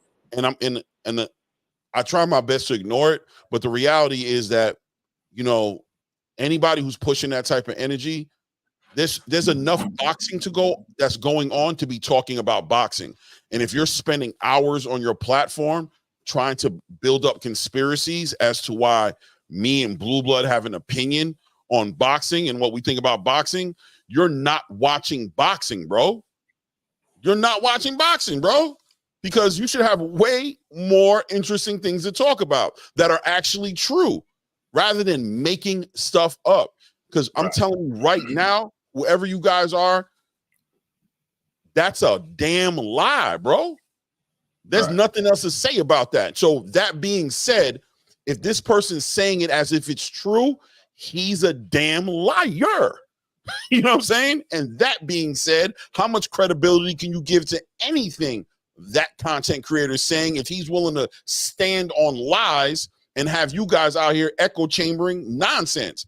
Listen, that's an inconvenient truth that I'm telling you. You could paint it however you want to paint it. Maybe we're lying. Is that what you want to say? Mean Blues lying? Of course we would say that. We're getting the payola from Turkey. We're getting the payola from Bill. We're getting the payola from Eddie Hearn. If that's what you guys choose to believe, go ahead. But I'm letting you know it's a lie. It's not true. Not even this much. What do you want me to say to you? It is what it is. What do you want me to say? It's a damn lie, bro. And y'all know it's a lie. So what is that guy doing? Right, exactly. And Wendell Vaughn, what's up, family? Carlos Sanchez, what's up, family? And that's the thing, right? People feel the need. Joe Townsend, what's up, family? People feel the need. Carlos wouldn't dare say whose name. Why do I need to say that person's name? Why are they saying my name? What do you mean I wouldn't dare? Are you delusional? Like, what's wrong with you? Yeah, I wouldn't dare say whose name. No, I'm not, because you don't get that type of love. You don't get that type of respect. You don't get that type of energy from me. You dumb and you stupid if you think I would. You wild dumb yourself, Carlos Sanchez. You sound like a moron, bro. I'd say you acting like it, but me and you know what I mean? Some things you just can't act like. You just carrying out your energy, but you mad, wild, stupid, bro. I ain't got to say his name. You know who his name is. What you doing up in here? Get you a wrench. Go ahead. Chef Dre Bug. What's up, family? Duke around your head. Yeah, so if you and I don't even know who said this, right? But I'm trying to put the piece together. But if you feel like Turkey is throwing fights, that sounds ridiculous. He's not part of the WWE. What part of Turkey looks like he's playing games? Nothing. What part of Turkey's business sounds like he's playing games? Nothing. So Turkey al-Sheikh throwing fights or setting up fights just sounds utterly ridiculous. And you have not only that. See, this is for the people that are not very bright, but let me just brighten them up, okay? If Turkey al-Sheikh is throwing fights, then that means PBC is throwing fights, Top Rank is throwing fights, Matchroom is throwing fights, and Queensberry Promotion is throwing fights. Golden Boy Promotions is throwing fights because Turkey al-Sheikh is not a promoter. Period. It's just his platform. He's just facilitating a platform and the money. Right. So if Turkey al-Sheikh, next level coach, what's up, is throwing fights, that means that the sport of boxing is throwing fights. We got to start making this make sense, because in order for him to throw fights, that means that all these promoters have to be on board with him throwing fights, because he's doing fights with that fight August 3rd. Bob Arum was there. Golden Boy Oscar De La Hoya was there. You had Louis de Cubas representing PBC. He was there. You had Eddie Hearn was there, and Frank Warner was there. So all the major promoters was all there. So therefore, if Turkey is throwing fights, then that means the entire sport, J Petty City, what's up, is throwing fights. That means your favorite promoters that you're rooting for is throwing fights. See, this is the thing. When you come over here, I'm teaching you how to think. They're teaching you what to think. There's a difference. Ooh, that's deep. That right there is official right there. What you just said was profound, bro. Right. That was profound, bro. That's the difference, Clay. we teaching you how to think. They're teaching you what to think. There's two different things. See, so that's why when you come over here, we make you have to use your brain, and you can't use your brain So you sound like Clay said, a bunch of minions Mm-hmm. and just parrots repeating things with no substance to it, and they can't back it up. Don't even make no sense what y'all say. Right. So It don't even make sense. It don't So, even add up to nothing. It don't even make sense when y'all say it. It don't even make sense. That's just show you how mindlessly, how you're like zombies. Like it don't even need to make sense to you. You don't have the critical thinking skills for yourself to be like, nah, bro, why would that? No, oh, that's what it's been. I'm gonna go over there. Right. So Kendall Styles, what's up? So there's the difference. I'm not trying to implant nothing in your head. Clay, every time I invite somebody up here and challenge them, you come in here, you a hater of Tank, you a hater of this. Okay, I send you a challenge. I'm not telling you what to think. I'm just asking you questions. And I'm responding to the questions and the answers that you're giving me. I'm countering your argument, which means I'm not trying to tell you what to think. I'm not trying to drill anything in your head. And the problem is, eventually you come to the conclusion and you realize, wait a minute, that don't sound right. See, I always say this, and I used to say this all the time, and I'm going to say it to you again. Repeat it to yourself out loud in the mirror when you by yourself before you say it in the public. Right? Sometimes, Clay, when you go to sleep at night, right? They say when you lay down at night and you go to sleep, you have your best ideas, right? You think the best, right? And then sometimes when you wake up and you say it out loud, it don't sound right. Now, when you lay down, you're like, man, that's it. Now you wake up and reality hit and you stand in the mirror. Ask yourself, how does that sound? You have to define yourself in your own words. Blue, they don't even think about it long enough to type it straight in the chat. No, because they've been programmed. So they come and they repeat things that they heard because it sound good when they heard it. And then when you love Stacey B, what's up? When you now you come with logical conversations and people that are making you think, it don't sound correctly. So it turns into what? Insults, name calling, insults, deflecting. Right? That's what it boils down to. Why? Simply because what you was taught, because there's a difference. What you was taught. See, this is how I do things in real life with my wife and my kids. I ask them, how does that sound to you? I don't dictate anything to nobody. I ask them, what does that sound like to you? Does that sound correct to you? If it does, follow through. Yeah. Right? I tell my kids, you'll be able to do everything but blame me. You're going to have to blame yourself. You'll be able to do everything but blame me for your shortcomings. Because I tell my kids this all the time, Clay.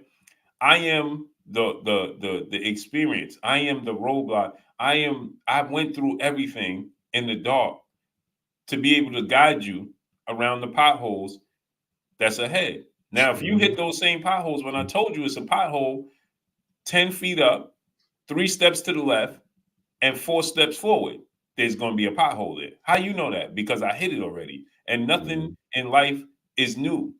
Everything is the same thing. It's just revamped. It's just formed in a different way. It's the same thing. It's just a replay.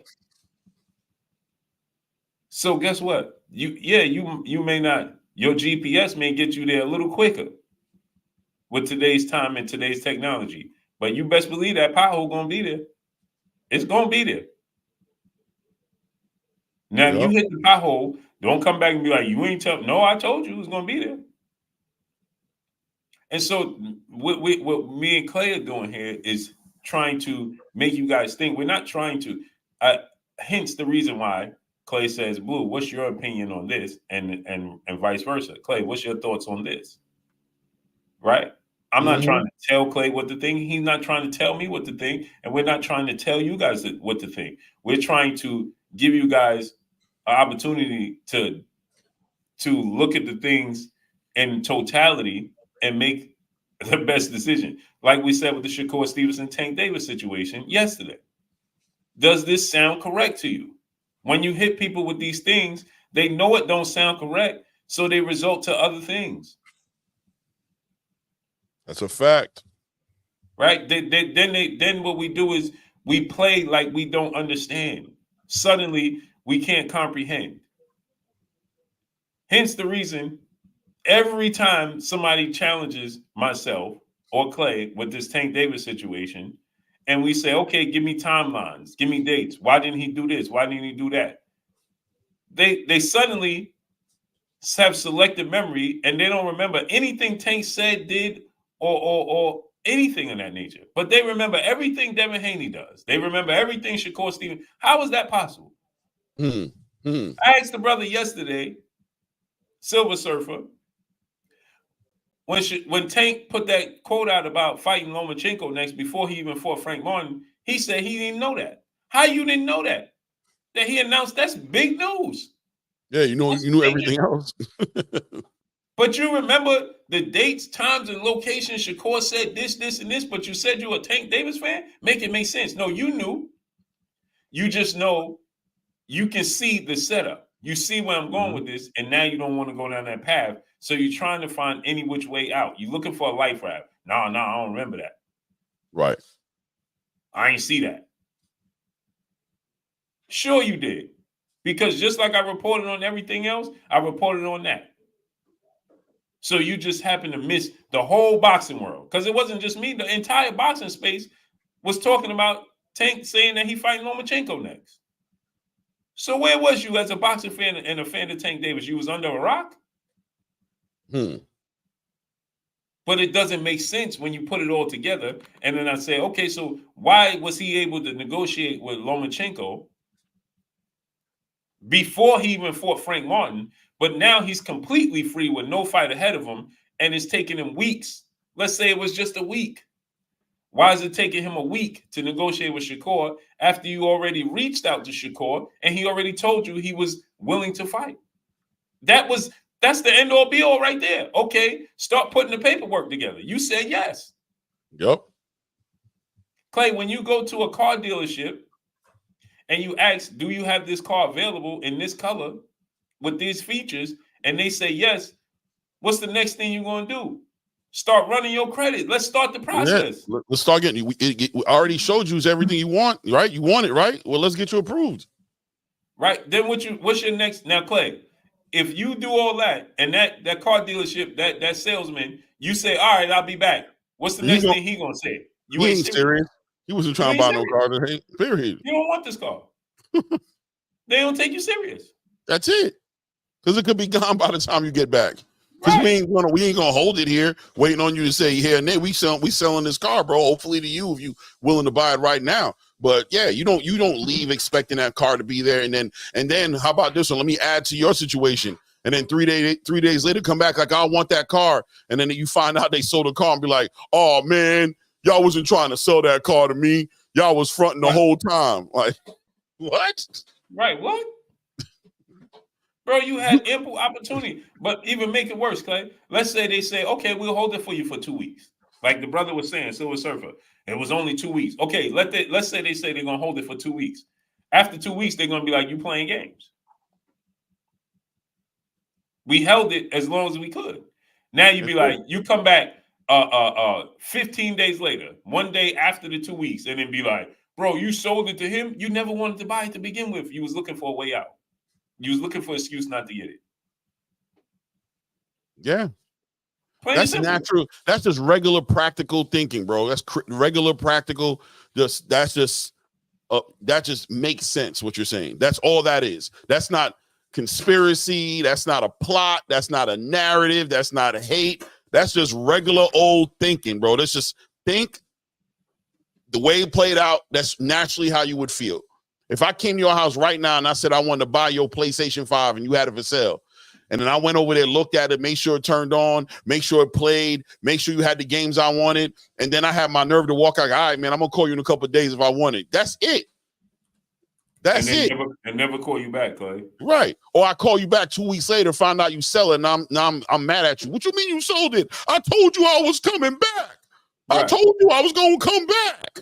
Right. You never had no intentions. Yeah, bro. You never had no intentions, and I knew it.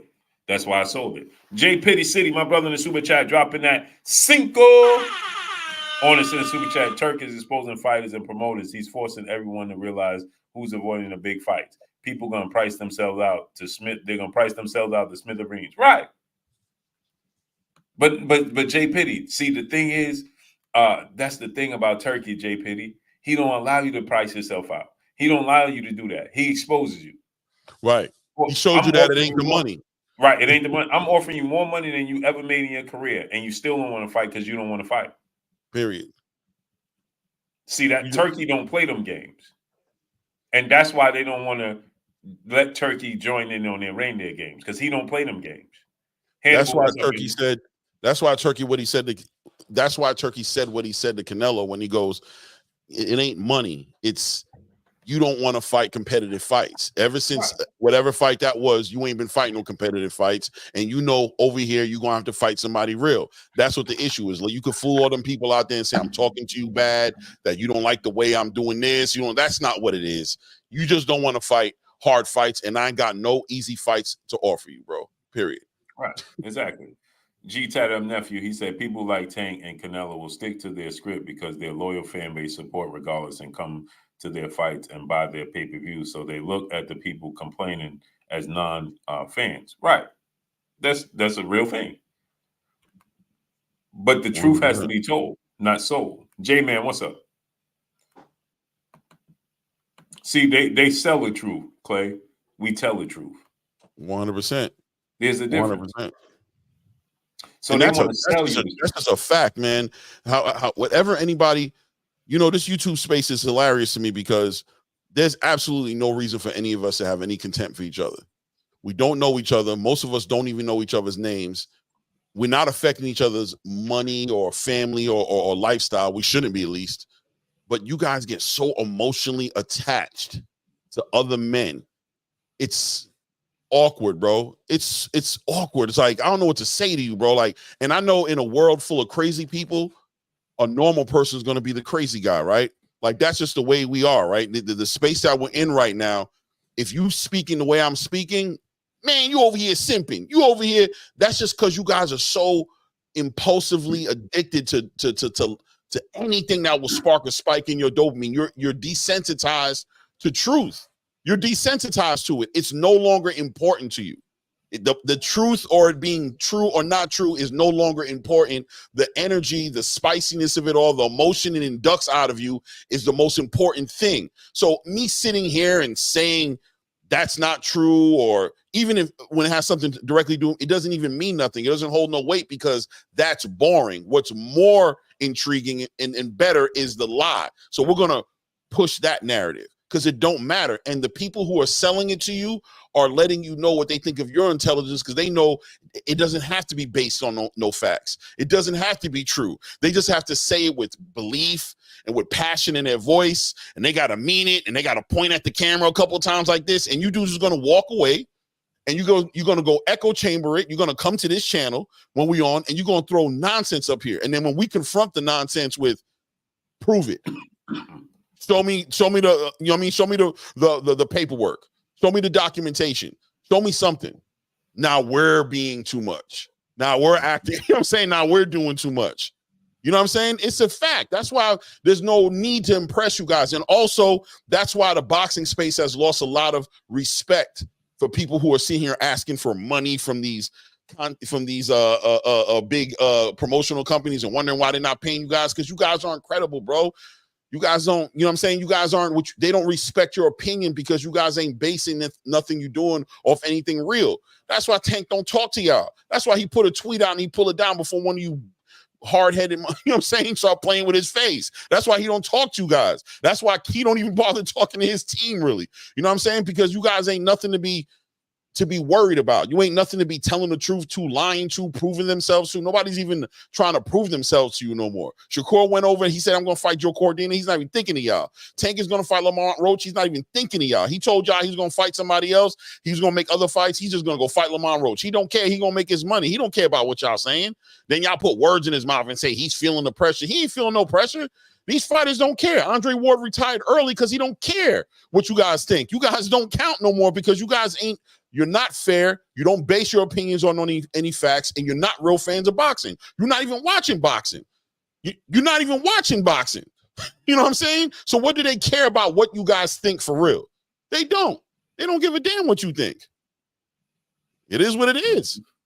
Right? That's why they give it. That's why the boxing game is where it's at. And Turkey's coming into the game right now, giving competitive fights. And you let these dudes lead you into believing that that's bad for boxing. This is horrible. You see what he did? He had your favorite fighter go over there and he lost. Don't you see what he's doing? And you guys are sitting here like, yeah, like straight up elementary, like cartoon SpongeBob SquarePants level content creation strategy. You guys are not thinkers. It's insane. It's insane to watch you guys operate the way you do, just watching you guys just believe everything and then come here and try to attack us. All we doing is talking about boxing, and then people actually got smoke out here. Look, they losing their minds, bro. You see them. They losing their minds. And now they're taking payola over here, and they're paying people over here to push fake narratives. And what is this? What are you talking about? What are you talking about, bro? No, he lost because he lost the fight, dog. That's why he lost. He got punched on.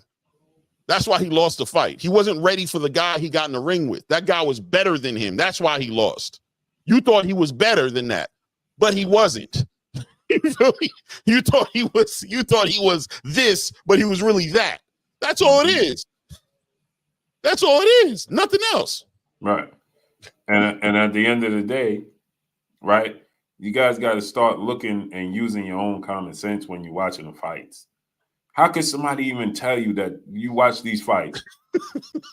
How can somebody tell you that the fight was fixed? Did you watch the fights? Did you watch Jared Anderson and McCauley? They said that was horrible. They said it was a setup. They were like, did you see how they set Jared up? Man, they set that boy up, put him in the ring with that monster. Right. Number 3, what's up? He signed on the dotted line. He signed on the dotted line. He's a heavyweight fighter, bro. Who you guys think is going to be a champion? God, you upset? So let's drop the link. Yeah, drop the link. He messed up. He messed up. He thought it wasn't link dropping time. Yeah, drop the link. Drop the link. Drop the link. Like, what's up, family? He messed up. He didn't realize it was link dropping time. Yeah, drop the link. Boom. Don't waste no time. Don't waste no time. You know what I'm saying? Don't waste no time. You know what I mean? Yeah, you guys want to make the weirdest excuses, the weirdest, dumbest excuses for the most simplest thing that you can see. And you're watching the fight happen in real time. The easiest play is simple, man. Bro, how can it be set up? Okay, for another thing, right? I heard that y'all telling me that Turkey lost money. How would you know he lost money on the fight the next day? Make this make sense. Marcus Priest, what's up, family? Oh, that's not. Oh, okay. No, hey, Marcus. Happy to see you, brother. How you doing, Marcus? Yeah, what's good? Doing good, family. We missed you yesterday. I missed you yesterday. You was on the panel, but I didn't realize you was up here. Yeah. I got on late. I had to step off because I was at work. But when I came back, I was deep. So, no doubt. Yeah, I caught y'all today, though. I feel good every day, man. Every day you wake up is a good day. That's true. That's true. Yoga, we're going to get to you in 1 second. Yoga, give me 1 second. Go ahead, Marcus. Yeah, so I just think, that, and what I'm about to say, I don't want none of y'all to take it personal because it's not personal. Uh-oh.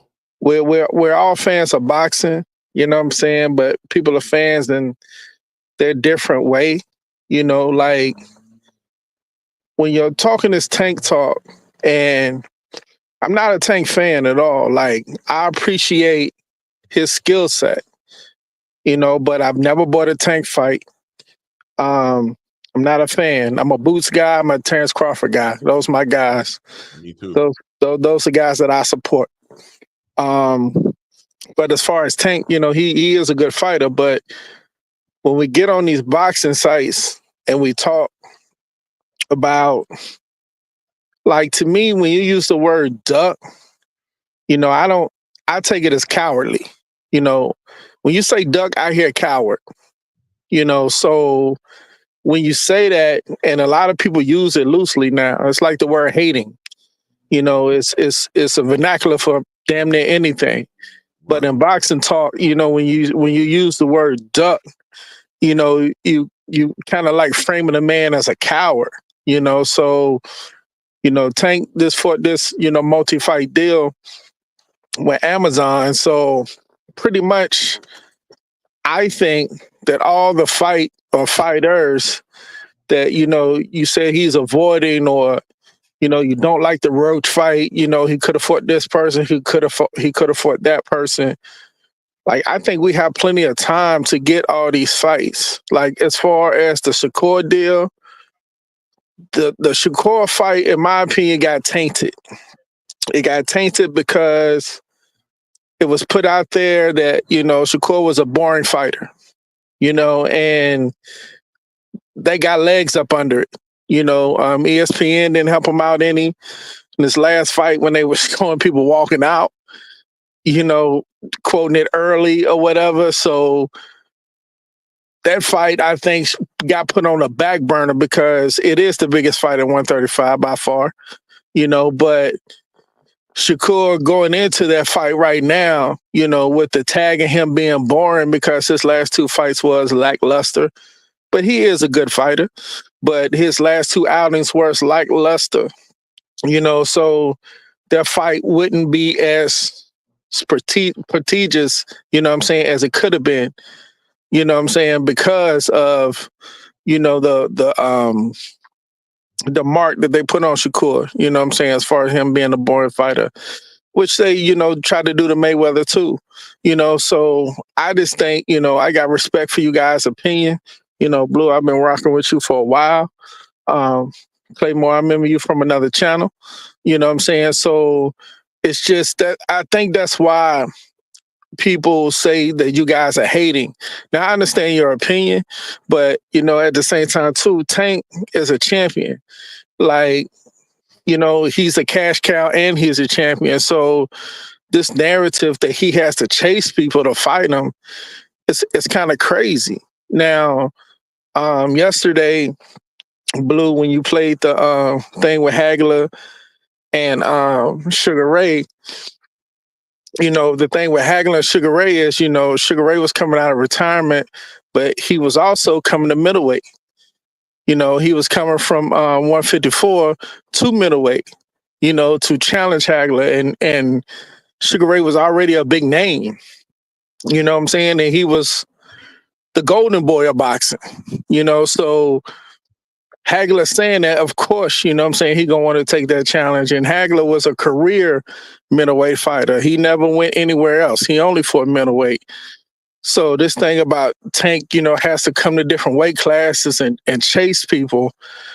I just don't get that, because no other champion has really done that, as a champion, chase people. Like Mayweather didn't really chase anybody, when he was money. He didn't chase anybody. He offered people fights. They got the fights done. But the difference between Mayweather and Tank now, I believe, is the 24/7 deal. Because when Money was fighting all the Golden Boy fighters and the Victor Ortizes and the Robert the Ghost Guerreros and those guys was C-level fighters at best. But when they put it on 24/7, you gotta kind of gotta look and peek into their daily lives and how they train and their family, their wives, their dads, their trainers, stuff like that. So he gave people a notion that these guys have a chance, even though if you knew anything about boxing, we knew that they didn't. So as far as the Lamont Roach fight, if Lamont had that same shine that Mayweather gave his opponents back in the days, then I think, you guys will probably look at this fight differently. That's all I got. All right. So let me answer this right quick. Okay, go ahead. So 3 things that you touched on. I'm gonna touch on 3 things. Then I'm gonna let Clay go, okay? So one thing you said when I played the haggler, no, you said the ducking part, right? It's not correct for me to say he's ducking. So let me say this. I didn't say it wasn't correct for you to say that, because I didn't accuse you of calling him a duck. No, I did say that word is used a lot, and I substitute duck as being a coward. So basically, when somebody's calling somebody a duck, when somebody says duck, I hear coward. Right. But in the sport of boxing, we use that word. We know they're not cowards because anybody who risks their life and get in that square circle, they're not cowards. Right? So we use these different words for different situations and different scenarios. In this case, we're using the word duck because he's avoiding specific fights, right? Not him per se as a coward, his character. No. We know he got in the ring 30 times and risked his life. So we know he's not a coward. When I say, I'm going to use myself, and I'm not going to speak for anybody else. I personally, Clay's never said he was a duck. I have. And I said that he was ducking. Reason being is because when you give me a checklist, I'm a person, I'm Aries. Clay's an Aries. I'm a person that you tell me something, I'm going to hold you accountable for it. Or don't tell me. Because I'm not going to tell you something. When I tell you guys I'm going to give you content daily, every day, and keep you updated, and I'm the bridge between the sport and you guys, I do that, I keep my word. So if you're going to do that and you're going to tell me that, I'm going to hold you accountable. If you have a checklist and you have no other options, and you told me that Shakur Stevenson's on your list of fighters that you absolutely have to fight, on numerous occasions, you told me that you was going to go down to 130 pounds. This is going to coincide with 2 things that you said. You said that why does Tank have to go outside his weight class? He's not going outside his weight class. The last time I checked, Shakur Stevenson fights at 135 just like he does. So he's not chasing outside his weight class, like you said. When I played that Marvin Hagler clip with Sugar Ray Leonard, right? Sugar Ray Leonard went to 160 outside his weight class because he dared to be great. Floyd Mayweather went to 154 outside his weight class to fight Oscar De La Hoya because he dared to be great. Roy Jones left outside the light heavyweight division to go to heavyweight because he wanted to create history and dare to be great. Right? Roberto Duran left outside the 135-pound division because he wanted to do what? Dare to be great. This is the receipts and the history of legacies in the sport of boxing. Manny Pacquiao, what's the first thing you think of when you think of Manny Pacquiao? Is that he's an 8-division world champion. You don't think about how Manny Pacquiao dominated the 118-pound division, how Manny Pacquiao dominated the 122-pound division, how Manny Pacquiao dominated the 126-pound. No, that's not the first thing you think of. The thing that you think of is Manny Pacquiao traveled through 8 different weight classes daring to be great. I think about steroids. Well, he's never tested positive. But that's what I think. That's the first thing I think. Yeah, but he's never tested positive. I hear you. Right? So the thing is, he went through 8 different weight classes daring to be great. That's the first thing anybody with logic thinks about, is that he traveled through 8 weight classes daring to be great. K different breed, pardon me, great brother. Blessings to the queen in the building. Right? So you tell me that you're going to fight Shakur Stevenson at 130 pounds when you fought Rolly Romero, and then after you beat Rolly Romero, you say, you know what, I can't make 130 pounds and fight Shakur Stevenson. Then you come back from that and you tell me that when Shakur Stevenson at 135, you're going to knock him out then. You told me that personally. Then you told me that you want to unify the belts at 135. Lomachenko ducked you. Lomachenko ducked you. Now, Clay got a different opinion on that. He'll give his. I believe Lomachenko ducked him. He ducked Tank Davis, right? I agree. Okay, so Lomachenko ducked you, but see, here's the conflict.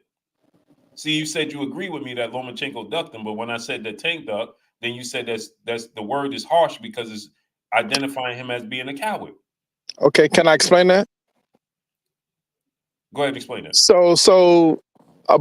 So there's different avenues or different lanes for ducking. Like I said, when people use the word duck, it's painted with a broad brush. You know, Lomachenko had an opportunity to fight Tank. The fight was on the table. He pulled out. That's a duck. You know, when Shakur Stevenson was Devin Haney's mandatory. Devin Haney dropped the belt and left the division. Hold on 1 second, Marcus. Do it sound like Kay said I'm talking through the speaker? My mic messed up, Clay? Nah, I think you coming in clear. Yeah, it sound fine to me. Yeah, so Devin Haney dropped the belt and left the division. You know, so they ducked. And hold on, I got one more example. So when Terrence Crawford was the WBO champion at welterweight, and Sean Porter was his mandatory. You know, he had two choices. Either he had to fought Sean Porter, which he did, or he would have had to drop the belt. He chose to fight him. But if he hadn't fought him and relinquished the belt, then that, in my opinion, would have been a duck. So when I use the word duck, it's bona fide. It's just like if I'm in the chat and I'm talking and you guys invite me to click the link. Stop talking in the chat, Marcus. Stop talking in the chat. Click the link. Talk to us live. And I refuse to. I'm ducking. You know, so when you have the opportunity. Yeah, but your definition of ducking is you said that when I said somebody's ducking, you said that attacks his character and that says that he's a coward. Yeah, because I think it's a. So let me ask you this question. So are you saying that Lomachenko and Devin Haney are cowards? Yeah, I think it's a cowardly act. Because look, okay. So hold on, let me use this. Let me use this for example, hypothetically. So with the Sean Porter, Terrence Crawford situation, if Sean Porter was his mandatory, and he had the opportunity to fight Terrence, but okay, I don't want to fight him because I have the I got a brain fart. Errol Spence fight on the table. So I'm not going to fight my mandatory because I'm going to fight Errol Spence. So if you have a greater opponent or a greater situation that you're going to, then yeah, I can understand you not fighting that person. You know, but if you don't have anything else going on that's greater or equal to that fight, then I don't understand why you're not making that fight. So that makes you. Now I just want to clarify now. Remember, you said this. I didn't say it. You said it. I know exactly what I said, sir. Right. So, okay, if you have something greater on the table, that's understandable. But if you don't, greater or equal to, yeah. So if you don't, that makes you a duck and a coward, correct? Yeah. Okay.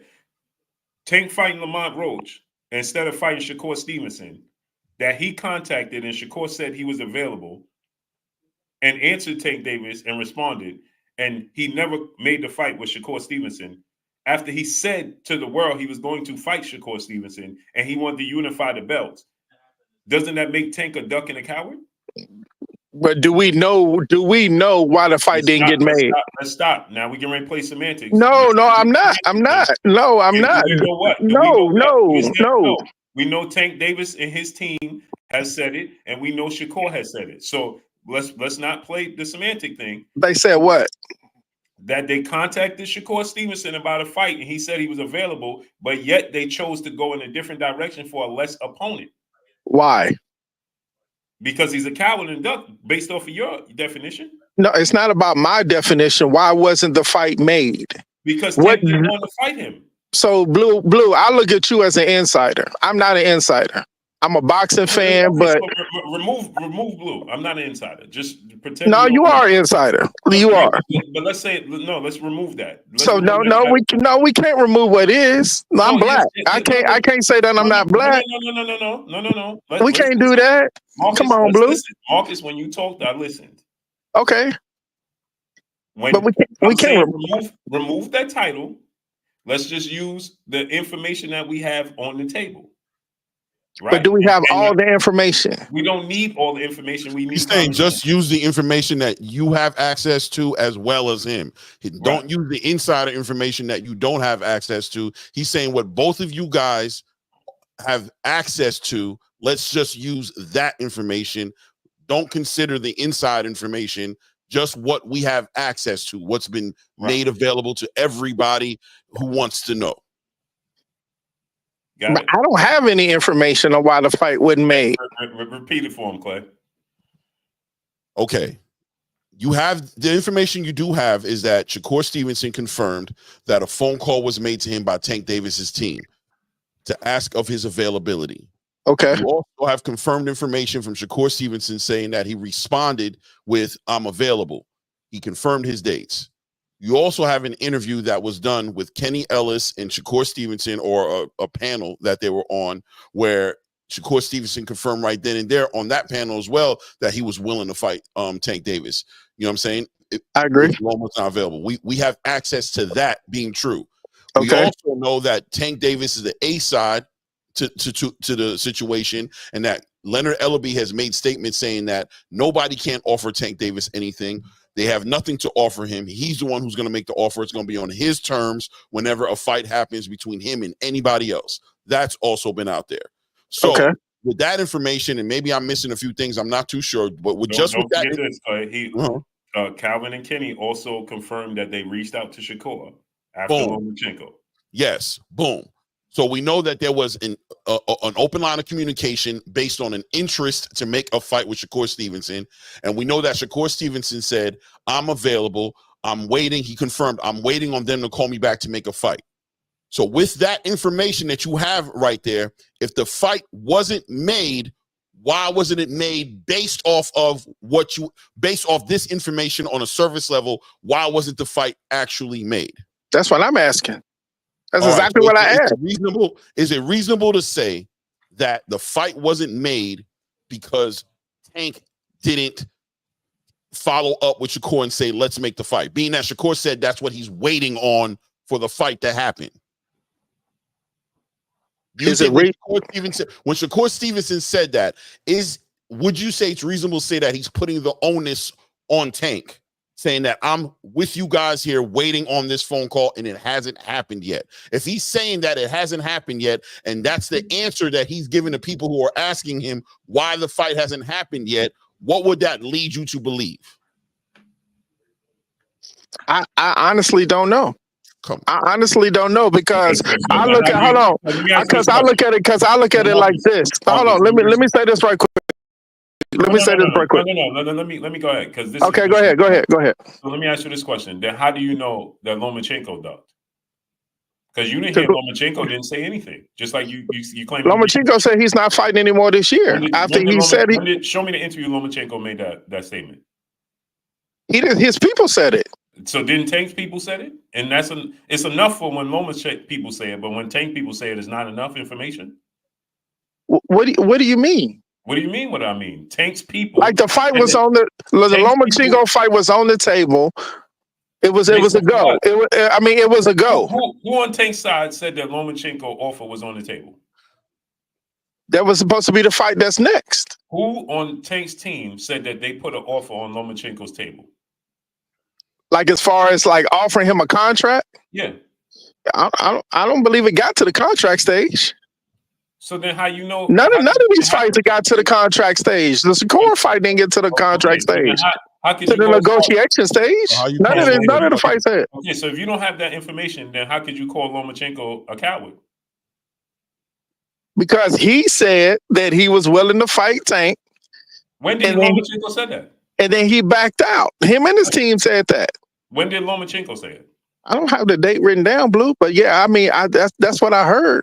So I'm you're not going on making this record. up. Another T I said, mean, well, I know you're not making it up, but I just want to be clear. You're going on record saying that Lomachenko said he's not, that you heard Lomachenko say this.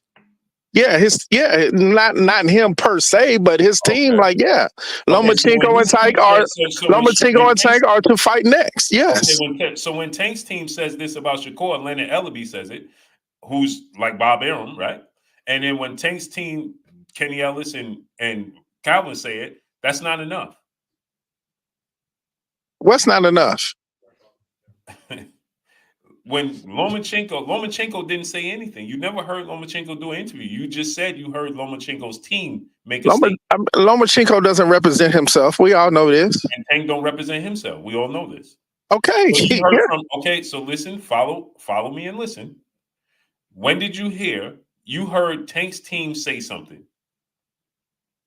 Right? Based off of what you're telling me. You said Lomachenko's team made a statement. I heard that Shakur and Tank were supposed to fight. And then it did, and then it didn't happen. I seen an interview with Coach Kenny talking to Shakur about the fight. Okay, so I heard premature. In that interview, you heard Shakur say, "Tell Lomachenko to step aside and fight me." And Kenny said what? No, that's not the part. That's not the part I heard. The part I heard. Clay, what did I just say earlier? It is amazing how you hear everything, but what Tank and his team. No, that's not what I'm saying. The part I heard was when Coach Kenny and Shakur was talking about money. Like, hypothetically, Coach Kenny was offering him. You heard the money part. That's the part when he said, "Tell Loman to step aside and I'll fill in for him." Okay, yeah, I remember hearing that, but I didn't hear Shakur say that. I'm not saying it didn't happen. So let me get this straight. Listen. I'm not saying that it didn't happen. Marcus, please stop. So you tell it was just Kenny. So who else? So Kenny told Shakur to step aside so he can fill in? No. What you're trying to do is trying to make Kenny and Shakur. No, we're just asking, did Shakur say it or not? You said you heard it, but you don't know that Shakur said it, and it just sounds weird. Maybe we're hearing it wrong, but it sounds like there was no. I'm saying. Maybe, and I don't get high or nothing, but maybe I'm. No, what I'm saying. It was just Shakur and Kenny on that phone. No, what I'm saying verbatim was I didn't visually see that part of the interview. I heard visually see it. You heard it, right? I heard about it. Yeah, I heard about it. But what I seen with my interview, you didn't see the conversation. Marcus. Yeah, but what I seen with my own two eyes is when Coach Kenny and Shakur was talking about money. They was talking about money, and he was like, "Well, you made this much on your last fight. We're willing to offer you this much." You didn't see the interview. Not in its totality, no. So the money part. So somebody sent you a clip, and you going off the clip? Going off. I'm just telling you what I seen, Blue. Wait, okay. So just Marcus, I'm not saying that it didn't happen. It wasn't said. I'm just saying that I didn't see that part. But you saw. I heard about that part. I heard about that part. You saw the interview, a part of the interview, which was all about what the conversation was all about, like 20 minutes long, something like that, 15, 20 minutes long. You watched it, but the part where Shakur said that, you turned it off at some point. You was like, "I'm cool. I've heard enough," and you didn't hear that part. But you. I mean, that's what it sounds like you're saying. It sounds like you're saying that you watched it, but that part you weren't present for that part for whatever reason. Maybe you maybe you went got something. Maybe you left. You're saying you watched a portion of it, but this portion right here you heard about because you missed it. Somebody had to tell you about this portion of the interview. Right? No, didn't nobody tell me about anything. Like when you do an interview, right? When you do an interview with whatever with anybody, it's playing and this, that, and the other, whatever. Like other people and other sites will talk about their interview. You know what I'm saying? They'll talk about the interview that you did. You know what I'm saying? So I might hear a portion or see a portion. I might go back and try to catch it. You know what I'm saying? So okay, let's answer one question at a time. Marcus, did you see the interview? And like I said, not in this totality, no. Okay, you saw part of the interview and you didn't see another part of the interview, right? Yeah. The part where Shakur says that, you missed that part, and somebody else had to tell you about that part. Didn't nobody like tell me? Like I heard about it through other interviews and sites and stuff like that. Yeah. So you got okay, can I say this? Are the sites that you heard it from, hold on, Clay. do you consider them trustworthy? Yeah. Do you consider those sites trustworthy? Like, do you believe them on the sites? I didn't. Yeah, like I'm saying, I didn't disbelieve it. Yeah, I didn't disbelieve it. Okay, so you heard about when you heard about it, because you're saying you didn't know if it was Shakur who said it. Who else would have said it if it wasn't Shakur? Who else would have said, let Loma step to the side and I'll take the fight? Who would you assume said that? Would it be Kenny who said that, or would it be Shakur who said that? I mean, it could have been Kenny. It could have been Calvin. You know what I'm saying? Like, I mean, I don't know. Why would Kenny speak for Shakur and say, I'm sorry, not Coach Kenny. I mean, anybody on his team. I mean, I don't know. But you're saying that you're getting a recap of an interview and a conversation that was made between Kenny and Shakur. You're saying you just missed the portion. You missed the portion of that interview when Shakur said that, but you heard through other channels about that happening in that interview, right? Yeah, about the money part, when they was talking about the money part. I seen that part. The part where Shakur, okay, we're moving around, right? Because now we're talking about the part you saw. I'm talking about the part you didn't see specifically. And I'm saying that because there was a part in this interview where Shakur specifically states that if Lomachenko steps to the side, I'll take that fight. Yeah, I heard that, yeah. Okay, oh no, hold on. You said you weren't there for it, but you said you heard about that through other platforms, right? Yeah, yeah. Okay, you heard that. And I'm not discounting it. I'm not saying that he didn't say that. It sounds like you're leaving room for it could have been somebody else who said it. You're not sure. Here's what you're trying to do. You know what I'm saying? Hold on. Let me finish my thought. Let me finish. No, that's it. Clay, let me finish my thought. You can't have a rebuttal for something I haven't said yet. You know, so I'm being honest with you. You know what I'm saying? I'm saying that I seen this with my own two eyes. I heard about this, but you're trying to frame it as I'm trying to discount the fact that Shakur even said it. I'm not discounting it. What I'm telling you is I didn't see that portion of the video, but when I heard about it and when I seen it, when I seen it talked about through other sites, I didn't discount it, and I'm still not discounting it. I'm just literally telling you that I didn't see him say that in that portion of the interview. That's it. All right. Fine. That's it. Okay, fine. So we're on the same page that Shakur said that, right? Okay, he said it. Are we? Yes, he said it. He said it. Okay, he said. Let me say it again. He said it. Perfect. That's awesome. All right, we can move forward for it. I don't need you to have seen it or anything like that. I just wanted to be clear that we're on the same page that Shakur said. We're clear. Once again, he said it. Awesome. All right. Now that he said that and he showed his intention and that he was available and that what he's willing to do, isn't it reasonable to speculate that the only reason that fight didn't happen is because being that Shakur's confirmed and said they never called me back? And he also said on a Cigar Talk interview, he said that before he even made a deal with Eddie Hearn to go to Matchroom and to even lock in that fight with Joe Cordina, he himself reached back out to that team and said, yo, what's going on with that fight? I never got a call back on it. They never called him back, so he moved forward to go and lock in a deal with Matchroom and make a fight with Joe Cordina. If the fight didn't happen, and I'm not like Blue, I'm not calling Tank a duck. I'm not into that. I'm like you. When you were saying the things you were saying earlier in the conversation, I was sitting here quiet and it was just you and Blue. Me and you agree on a couple of things. I'm a Boots and Bud Crawford fan. I'm not, you know what I'm saying? Like all those things you were saying, of calling people a duck, how you affiliated the word duck with coward and things of that nature. I'm on the same page as you, right? I'm not very easily calling people ducks. I don't think you can say you've seen me call somebody a duck, right? If you have, you'll let me know. But what I do want to make clear is that there's responsibility and accountability that we don't have to make it just about ducking. We can say that if that fight didn't happen with Shakur, being that Tank's team reached out to Shakur to inquire about his availability, Shakur's confirming via multiple interviews that the contact happened and that he responded in the proper way to let them know he's available for a fight to be made. He then says he followed up to make sure, like, what's going on, because I don't want to do anything else if this fight is really on the table. He's communicated all of that information, right? Isn't it reasonable to say that the reason the fight didn't happen at this point, from what we can tell, from the information we have access to, there's because Tank didn't want it to. Because Tank didn't want to. That at a minimum, we're not going to say he didn't want to. We're just going to say it didn't happen because he didn't pull the trigger.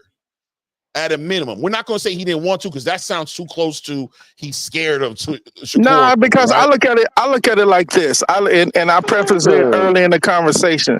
The timing of the fight. You know what I'm saying? The timing, like it's the biggest fight at 135. Doing this on purpose. He's doing this on purpose. Marcus, the reasoning behind it is what we're going to speculate at, and we shouldn't do that, right? Unless we're having a good time. We can speculate on anything because we don't know. We don't have inside information. We don't know. But what I'm saying is, at a minimum, what we should be on the same page about is Tank didn't pull the trigger. Why Tank didn't pull the trigger is up for discussion. I'll leave that up. Why he didn't do it, the purpose behind what made him not do it, we can discuss. But we can assume that the reason the fight is not happening is because from Shakur Stevens' point of view, the reason is the fight's not happening is because they have not reached back out to him yet. That's what he's communicated in the clearest way to the whole boxing space. And nobody from Tank's team, including Tank, most importantly, has pushed back at that idea, has said Shakur's lying. He's saying this, that nobody from that team has pushed back on that idea. So we're left here with a fight that interest was poked at, right? There was interest in the fight being made. We're left here at Shakur Stevenson was ready to make a fight happen. We left with that. That's what Shakur said. And we're left with the fact that he was waiting on a phone call from Tank Davis's team in order for the fight to happen. So we're left with the reason the fight at this point has not happened is because something over on the Tank Davis side of the conversation that didn't come to fruition over on the Shakur side of the conversation. I think that's obvious. Can I chime in on this, fella? Hold on, Yoga. Just stay mute for 1 second. So let me just touch on these 3 points that you said, right, Marcus? You touched on that, the weight class, and then you said Floyd Mayweather never did it. Floyd Mayweather did do it. Never did what? You said he didn't have to chase fighters. Money never chased a fighter. Pretty boy chased a lot of fighters. Money didn't chase no fighters. Well, this guy playing, y'all. In order to become money, he had to chase fighters as Pretty Boy, correct? Exactly. Yes or no, Mark? You said what now? In order to become Money Mayweather, he had to chase fighters as Pretty Boy, correct? Yeah, I said Pretty Boy chased fighters. Money didn't chase fighters. He didn't have to. Now, isn't Tank? It's safe to say Tank is still in the Pretty Boy phase. He's not in the Money Mayweather phase. Nah, he is in the Money Mayweather phase. He is. Oh, he is? Okay. Yeah, he is. Okay, cool. That was a setup. So now, no, I mean he is. He is. Okay, he's cool. He's the biggest pay-per-view American draw there is. He is. Mm-hmm. And I'm not a fan. That's just facts. So Canelo Alvarez is not a Mexican American draw. But he's not American. He's Mexican American. He's Mexican. He's not American. Okay, we're gonna play semantics. It's not. What it is. This guy want to argue with y'all, Blue. I want to talk on some real points. This guy want to hear himself argue. Hold on, Yoga. Let me just touch on his points, and then we get. So Canelo's Mexican. Errol Spence is American, correct? Yes, he is. Okay. Without another major superstar, what pay-per-view events did he do bigger than Errol Spence? In his career? Yeah. I mean, I don't know. None. The answer to that is none. So you say he's the biggest draw. Errol Spence would be the biggest draw based off of the numbers. Exactly. Him or Bud. Right? Nah, he not. Bud is not a big draw. He's a great fighter, but he's not a big draw. Guys, listen, Marcus, you just want to be contrary to keep arguing, brother. I got to be honest. You just want to say opposite. No. Hit the Cash App. Yoga, just let me finish, brother. So the thing is, Errol Spence has done a 350,000 pay-per-view. He's done a 325,000 pay-per-view. He's done a 325,000 pay-per-view again. Then he did a 315,000 pay-per-view. So he's 4 pay-per-view events over 300,000. Tank has never exceeded over 250,000 without Ryan Garcia. Okay. So, I don't have numbers in front of me. I just know he sell out everywhere he go, and he do good pay-per-view numbers. Errol Spence did the highest gate out of anybody in 2020. Okay. Right. So I mean, I'm not gonna refute that. Like, okay, right, you got that. So it's safe to say that he's still in the pretty boy stage. He's still doing pretty boy pretty boy pay-per-view numbers. Exactly. Well, he got to change weight classes to get to them bigger pay numbers. He got to change weight classes. Period. I don't think Pretty Boy was on pay-per-view. Guys. Let me finish. Yoga, let me finish before you interrupt. Okay. So the Money Mayweather, Pretty Boy was on pay-per-view with Arturo Gatti. He's been on pay-per-view multiple times, right? So the pay-per-view, he did 250,000 pay-per-views with Arturo Gatti. That's Tank's highest pay-per-view without another mega superstar, right? Okay, so saying this to say, when you say he had to go from the Pretty Boy stage to the Money Mayweather stage, right? He's not reached the Money Mayweather stage. He had one pay-per-view that hit 1 million pay-per-view buys, and that's what that's what Ryan Garcia. So what I'm saying to you is this, right? Is that Floyd Mayweather, he has to chase, and at that point, by the time Floyd Mayweather fought Oscar De La Hoya, do you know who Floyd Mayweather had fought in his career already? Just about everybody.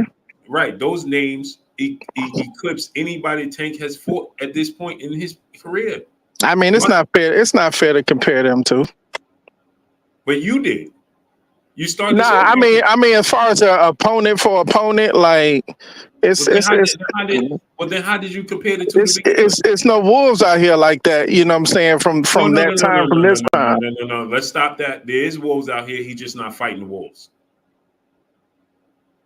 He's just not fighting the wolves. He's strategically choosing his opponents. Like I said before, you know what I'm saying? I think he has time. He has time. Okay, like so if he's in hold on, let me finish this thought. I'll let you finish. Let me finish just one thought though. Let me finish just one thought. No, brother, you already went through. I'm going to address what you said. So you said that you started off by comparing him to Floyd. Now I'm breaking down the Floyd comparison. Now you're saying it's not fair. So then you said that you don't chase greatness. You don't have to chase. Yeah, I said I could compare to a Pretty Boy. You do chase greatness. Yes, you do. That's the whole point. Then you said you don't calling a fighter a duck is equal to calling a fighter a coward. But then I gave you the Lomachenko comparison, and then you said Lomachenko's a coward. Devin Haney's a coward, but Tank Davis is not a coward because you don't have the details. We got to start making this stuff make sense. It doesn't make sense. You said that we know that Tank Davis had the opportunity to fight Shakur Stevenson, and he didn't. That was a choice. He didn't fight Shakur Stevenson. Why? Because he didn't want to fight Shakur Stevenson. You said if you take a fighter off the table and not fight that fighter and fight a lesser opponent, that makes you a coward. So now I use that, what you said. So not fighting Shakur Stevenson and fighting Lamont Roach, doesn't that make him a coward? Now you're telling me about details. But then when I asked you about Lomachenko's details, you saying you don't know. So you don't know nobody's details. No, I don't know nobody's details. Like I said, I'm not an insider. I'm a boxing fan. Okay, so then, I don't have anybody's number in my phone that I can call and get inside details about any fight negotiation. Marcus, is it safe to say if you're going to call Devin and Lomachenko cowards, it's safe to say that you got to call Tank a coward? If you say so. No, I didn't ask you what I said. I'm asking you. I mean, you have your opinion. I have my opinion. I'm asking you what yours is. No, I gave you mine. But so you want my opinion to match. You want my opinion to match your opinion, and it doesn't. I'm using your logic, not mine. Your logic. You said that if you choose an opponent less than the opponent that's on the table, that makes you a coward. Right? So if you choose Lamont Rose Jr. over choosing Shakur Stevenson, that makes you what? This is your logic. This ain't mine. This is your argument. This is not mine. Blue, can I say something now? Well, hold on, yo. No. Let Marcus speak on this. Yeah, I want to finish this with Marcus. He's not. That's the thing. No, but you got to be consistent, Marcus, with what you said, bro, or take back what you said or something. Because you said what you said, bro. Like you said, if there was a better opponent for him to pick, and he consciously chose to pick the other opponent, that he does. That's what you said. And once again, I want to be clear for the algorithm. I don't call Tank a duck. I don't call hardly nobody a duck. I think I've called Canelo a duck. I ain't gonna lie, but nobody else. You know what I'm saying? But according to your logic, we're just trying to hold you to what you're saying, which is okay. That's how you feel about it. But it would look weird for you to change your energy when it looks like it's not fitting a certain narrative or your narrative. But if it's just consistent, if it's just the way you look at things, be honest. According to what Blue said, unless something's wrong with what Blue said, is he a duck? Is it so? That makes, because you said saying the fighter is a duck is equal to saying the fighter is a coward. Okay. So, I know what I said. I know what I said. And let me say this. So don't walk me around the block. I already did my exercise for the day. Lord. I already did my exercise for the day. Don't walk me around the block. Based off of your logic, does that make Tank Davis a coward? Yes or no? I take it this is a yes or no question. What else is it? Nah, we waiting. I would say no. So then you're not consistent. So you're picking and choosing when you want to be consistent. Exactly. I mean, everything is not black and white. You want it to be black and white, but everything is not black and white. Okay, so why is it? When Lomachenko, explain to me the black and white there. Okay, so Lomachenko had an opportunity to fight Tank. He said, "No, I'm not fighting this year." Okay, he's not fighting this year. When did Lomachenko say that? I mean, his team say he's not fighting any this year. He's not fighting for the rest of the calendar year. Okay, cool. So you hold Lomachenko accountable for what his team said, correct? I mean, his team represents him. That's yes or no. That's yes or no, Marcus. Do you hold Lomachenko accountable for what his team says? Yes or no? Okay, yeah. Okay. So then do you hold Tank accountable for what his team says? Yeah, I assume they're on the same page, yeah. Well, Tank a duck then. I'm asking you. If you say so. No, it's not if I say so, brother. Say so. You're dancing, brother. You're dancing. No, I'm not. Like, I'm not. I'm really not. Okay, great. He babbling and dancing. If y'all want to call Tank a duck, if y'all want to call Tank a duck, I'm fine with that. No, we not going to take a duck. Don't do that. We ain't going to take a duck. No, I'm talking about buddy. I'm talking about buddy who keep chiming in. Like, Marcus, listen to me. Listen to me, brother. I told you that I said Tank duck Shakur Stevenson. I told you that flat out. Right? Okay. That's your opinion, and you're welcome to it.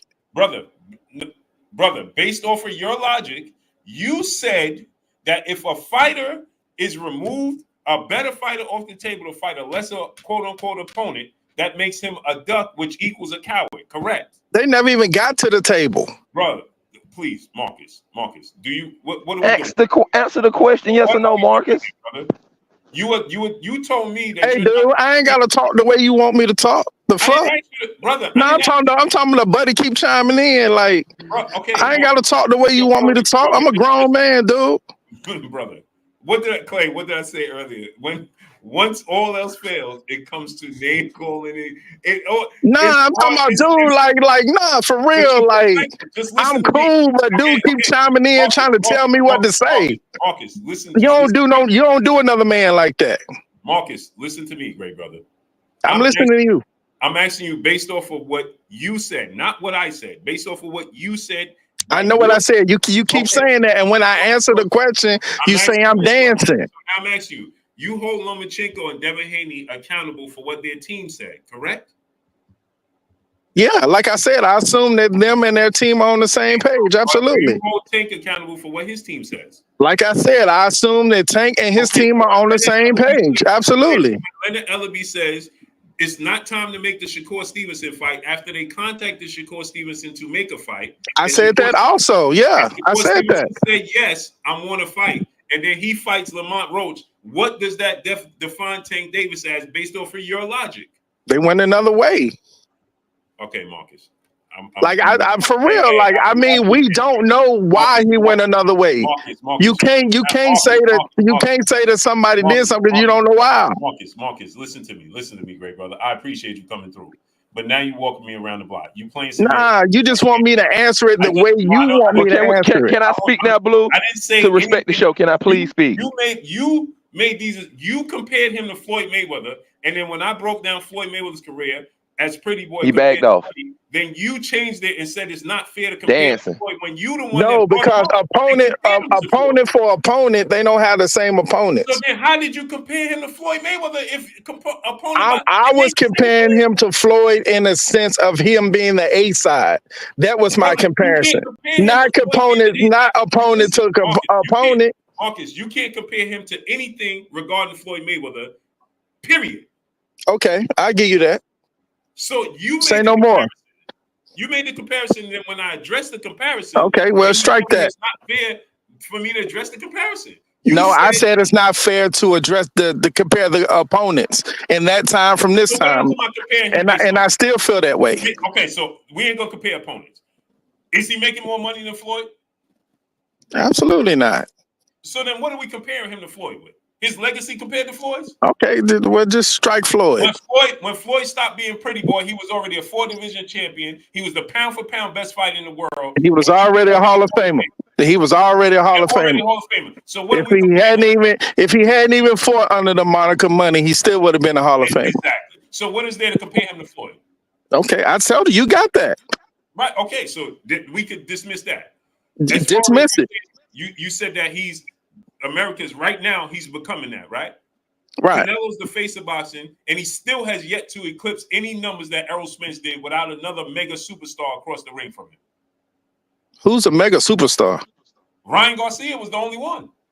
I wouldn't call Ryan no mega superstar. Okay, so what would you call him then? So what you Ryan Garcia is a popular fighter, but you know what I'm saying, he ain't no mega superstar. Okay, so how come Tank only eclipse? What pay-per-view has he sold on his own? I'm glad you said that. So what pay-per-views that Tank eclipsed over 300,000 without anybody other than Ryan Garcia? I don't have any numbers in front of me. You know what I'm saying? None.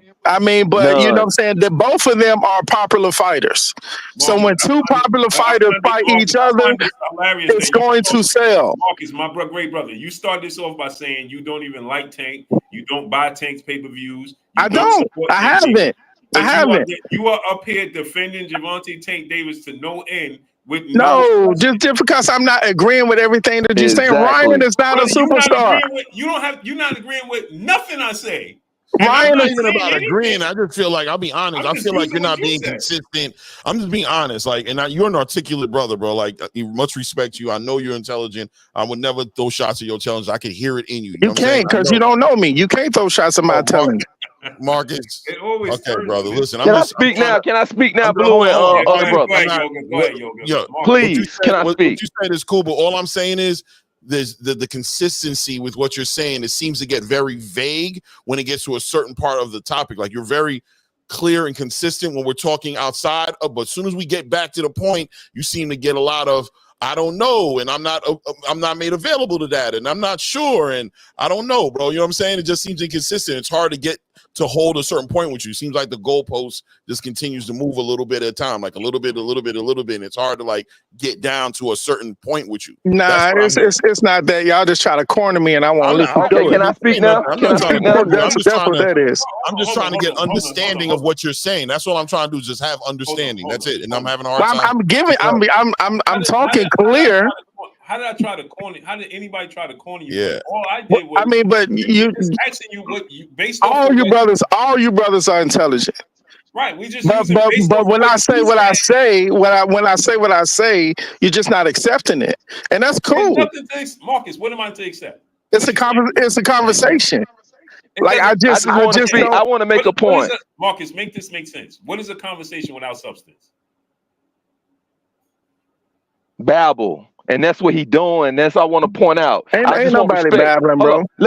Hold on. I just want respect now. Marcus, you spoke. Everybody been listening to you. Thank you, Blue. Thank you, the brother above me. And I want to make this point right here. Blue, your show has quality content and you're real respected in the community.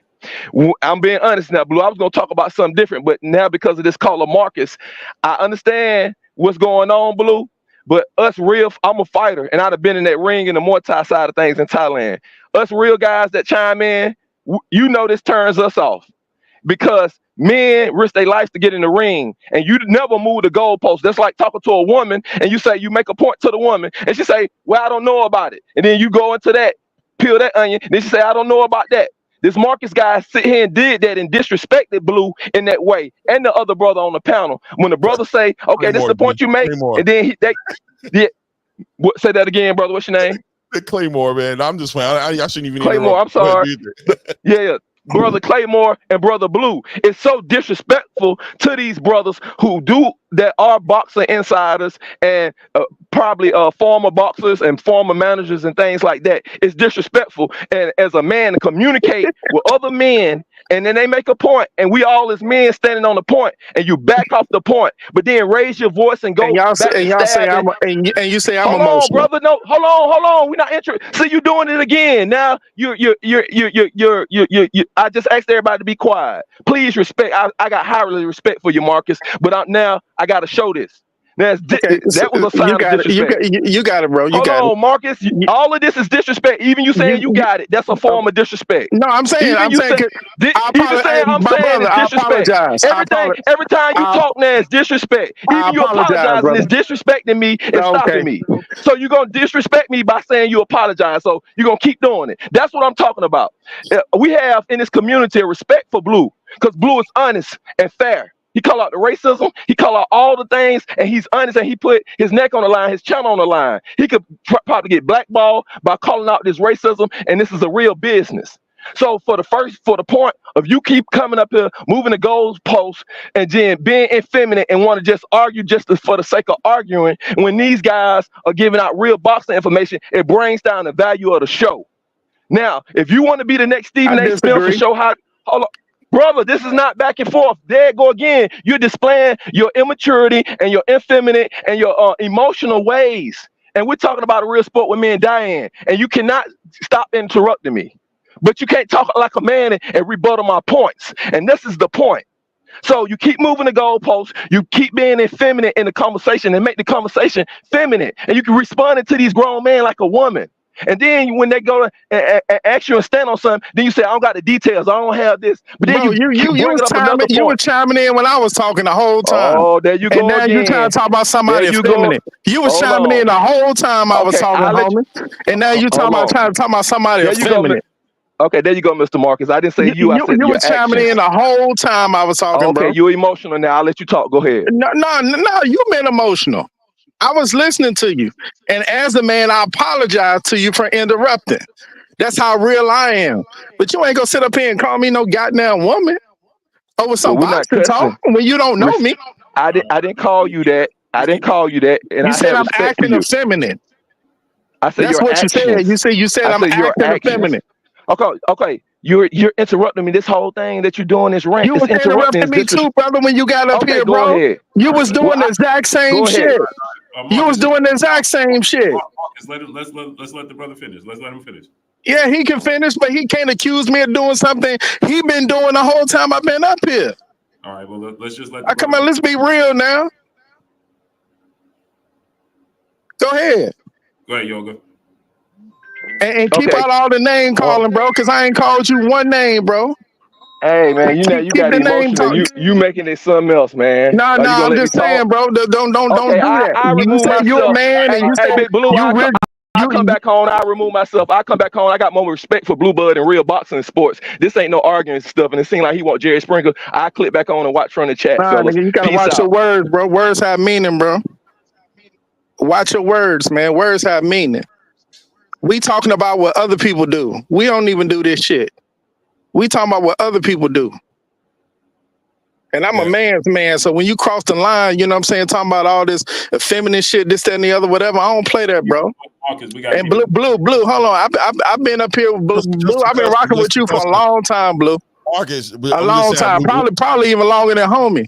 So for him to hold on, for him to get up here and talk all that crazy stuff, man, come on now. You're upset. Listen. No, I'm not upset. I'm just clearing my point. Listen, you're gonna express yourself, do that, but I think Blue's just trying to say just the language for the algorithm. Just be aware because you I apologize, but you know what I'm saying. I didn't come up here to disrespect your channel. I didn't come up here to disrespect anybody.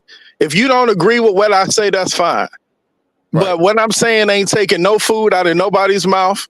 If you're pretty sure if you hit your button to your car to start, your lights ain't getting turned off. Nothing I'm saying is affecting your daily life. So, buddy, coming up here talking about I'm trying to disrespect your channel and do all this and do all that because you know you don't value my opinion or you don't like my talking points.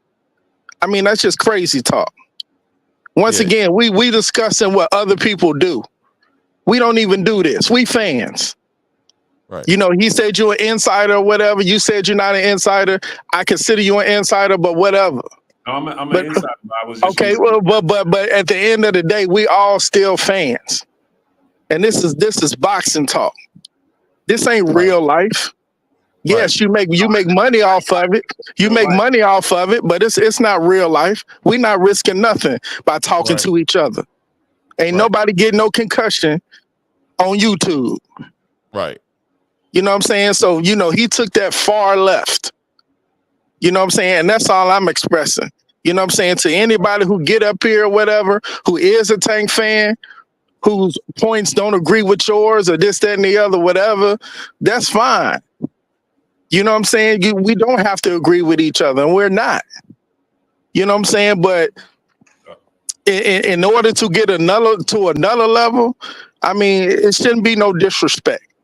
Right. No, it shouldn't be. And I didn't disrespect that man, and I certainly didn't disrespect y'all. Right. We can move on. I didn't call. Come on, family. I'm just saying. I didn't call nobody out of their name.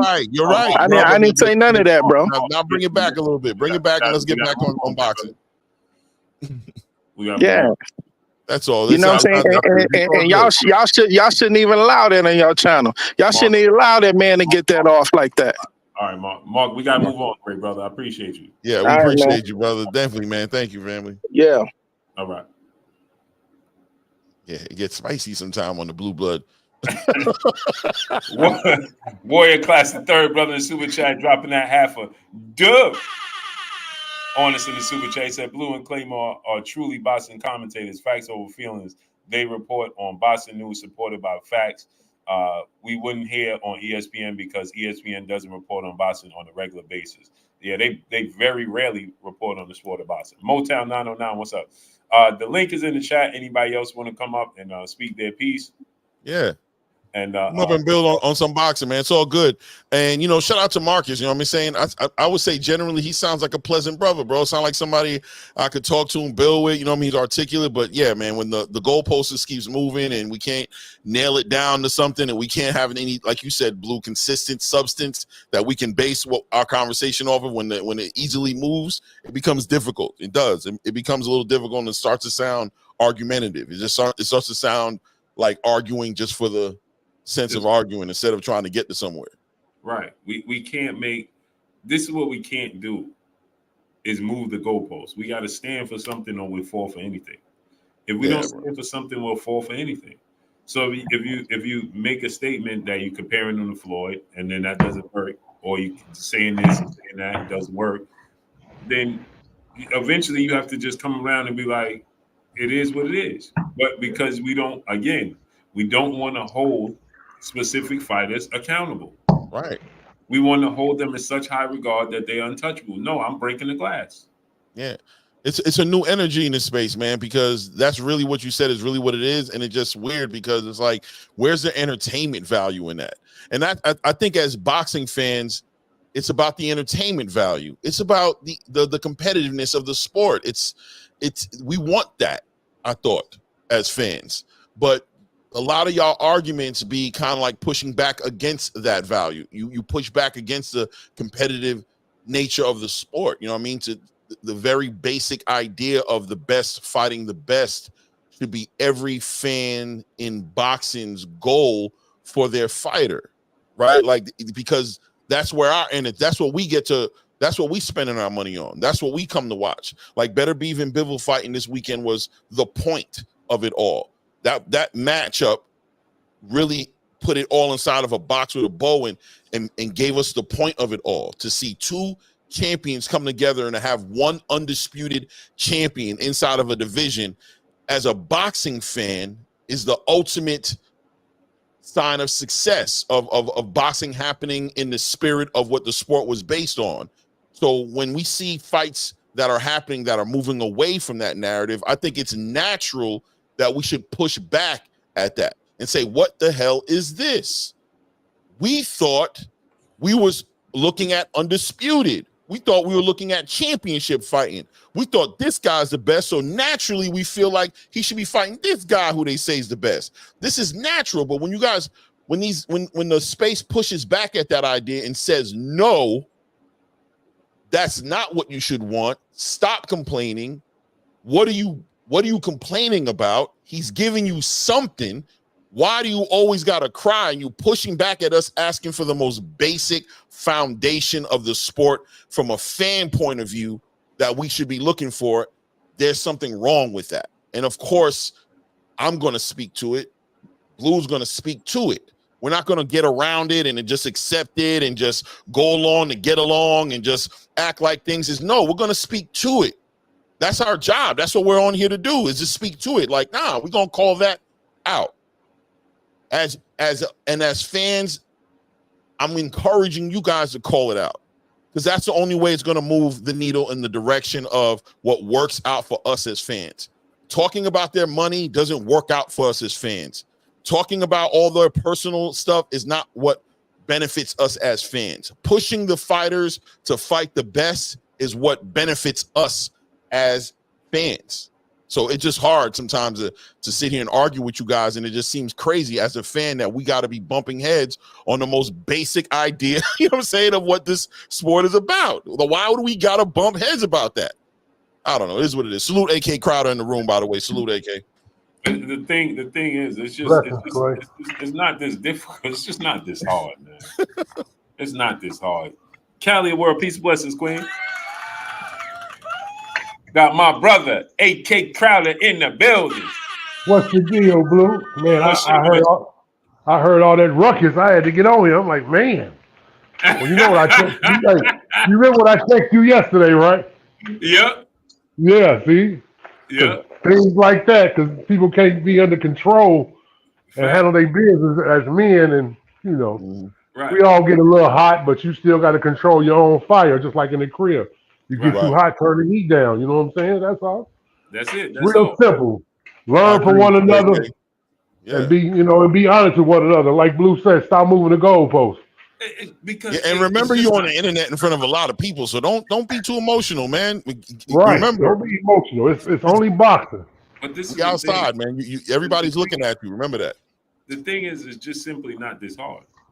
No. It only gets hard when you refuse to acknowledge what's in front of you. If you tell me that, hey man, this is where it goes wrong, is that everybody has a thought pattern without the information. So now you say, well, Shakur didn't do this, he didn't do that, not realizing those same talking points can be applied to Tank Davis. And now when I apply it and say, here goes the same situation, do you feel the same about him? Now you're like, no. You see this? No. No, Duncan Penny, he gonna come on another day. hey, AK, he said he's Mike Tyson's son. He said, "Is this Mike Tyson's son?" That's right. I sure am. AK, like I said, yeah, the hell I am, man. Mike doing great. Dad doing okay. And you know, I'm trying to come here and let y'all know that he's in good spirits, and we're gonna be ready for Jake Paul in a few weeks. Yes, sir. Tell him, Clay. So, you know, I'll say things based off of, I'm basing it off of what's available, what's made available, the information made available. It has nothing to do with insider. You don't have to know insiders to use the basic common sense and the basic logic and apply it to what's being said. The information you have available to you, let's use that information. Yeah. That's it. That's all, Clay. You know what I'm saying? We're using 100%. The basic information that you have in front of you. Does it add up? Yeah, man. I think that at a minimum, even if you don't agree, let's say you don't agree. Let's say you're saying the information you're saying that we're talking about and that you're seeing doesn't lead you to believe what we see it as. But if you acknowledge it, at least you relate and understand why where we're at with it. It's not so far-fetched to where you have an idea in your mind that we're reaching and making far gone speculation and where we're just painting narratives. No, it's based off of the facts that are in front of us, right? What we have access to. Maybe you look at the facts differently. Maybe the facts lead you down, the breadcrumbs lead you to another path. That's your right to feel that way. That's the way you process and think. But if we can't even acknowledge the basic realities and facts that are on the table for what they are, then what are we even talking about? Right. I don't know. You know what I mean? Like, what are we even doing? That's why it's not all this debating in this boxing space. All this debating sometimes just seems pointless to me because there's a whole lot of personal opinions and people at the end of the day, without an actual credible moderator, nobody's ever going to seem like own none of they shit. None of they shit. You know what I'm saying? Like, they're not going to do it. And you're just going to be constantly pushing, and we're never going to hit nowhere because right when it comes time to come to that final point where facts start being over the feelings, people are going to start forgetting things that were said, not being present for certain parts of conversations, not, you know what I mean? Not aware. I'll take your word for it. And all of a sudden it's just like, yo, what are we even doing this for? And we don't even need to be doing this. And it goes back to this, right? This is why I just say, be a fan of the sport of boxing and a fan of the fight is second. And you have to be honest with yourself. You can't say you're not a fan of a specific fighter. Tariq Reed, what's up, family? Crypto Color Light, what's up, family? You can't say you're not a fan of a fighter, but then you're defending the fighter, and it doesn't even make sense when you're defending them. Big facts. Because it just doesn't add up. Again, like I said, I'm just asking the questions based off of what you said. I'm not asking it based off of nothing else but what you said. Yeah, it is what it is, man. It is based off of what you said. You said by your method, by your logic, right? Okay, so I'm just applying your logic to this situation, or this situation to your logic, and asking you about the results. And then now you are changing your logic. 100%, bro. You're changing your own logic, your own thought patterns, you changing it to fit theirs. And I would even appreciate, like, I wouldn't even have mind if you would have been like, okay, I see what you're saying. That's not how I see it. Now that you're putting it that way, because I don't think Tank is a duck. So yeah, not everybody fits under that criteria. I did say that, but I didn't, you know what I mean? Move on from the guy. Own the part that's yours. Fix, put an amendment to it, retract the part that doesn't work, and then we can move forward. Like, okay, so we changing it up. So what is it going to be now? Okay, so now I'm going to say we could, but now it's quiet, or, you know what I mean? That's not what, I don't know. Just it was pointless. It was pointless. It got to a point to where it became very pointless. Because then this is what happens, Clay. This is the thing that I don't get. Because then it's like, this is where it gets. This is why I say I get frustrated, and this is why I said don't walk me around the block. Because now you're like, well, if you want to believe that, well, if you want to, no. What are we talking about? That's right. And now it's on you. Now the deflection happens where it's like, if you want to, if that's what you're saying, if you're going on the duck now, and if you're saying that, now it's me. Oh God, bro, what are we doing right now? Now it's me. I'm the one saying it now. Right. If my wife say, hey, bro, you said you was going here and you was over here.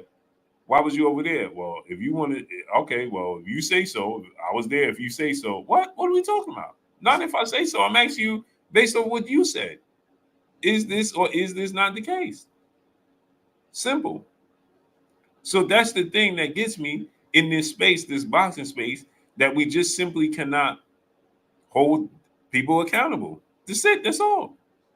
Yeah. We got to hold everybody accountable. I don't care who you are. Right. H-Town said, Blue, did or didn't Floyd Mayweather pick his fights? Everybody picks their fights. That's number one. Especially what you're trying to say is, did Floyd cherry pick his fights or strategically pick his fights? And I'm here to tell you no.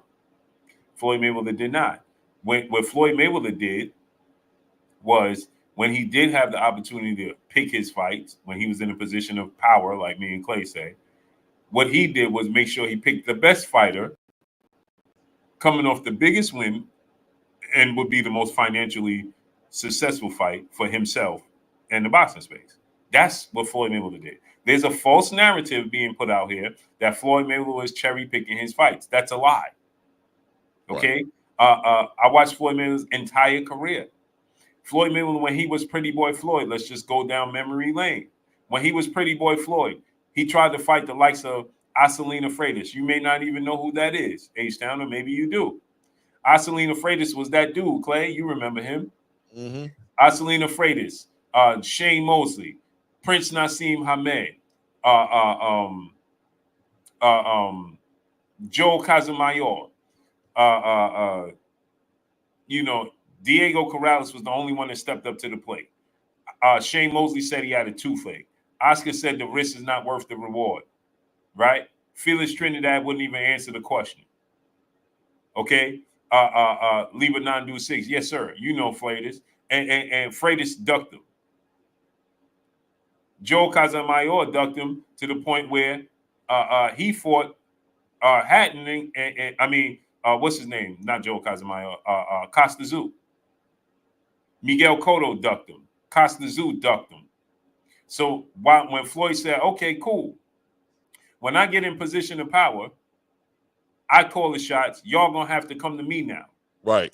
To the point where we know Larry Merchant couldn't stand Floyd Mayweather. But what did Larry Merchant say in the ring? Stop calling these fighters out, Floyd. We know they're going to duck you. We know ain't none of them trying to fight you. Larry Merchant said that to Floyd. Floyd said, I want to fight Prince Nassim Hamed. He said, don't call that man out. He ain't trying to fight you. We know he ain't going to fight you. Mm-hmm. And Larry Merchant couldn't stand the ground Floyd walked on. Yeah, Floyd, I thought they were going to fight one time. Right. And so when Floyd got on, beat Oscar, and this is what Floyd did. And let me give you a quick backstory, another fight. Arturo Gatti was trying to pull out the fight. Right? He didn't agree with the location, so on and so forth. So Floyd said, you know what?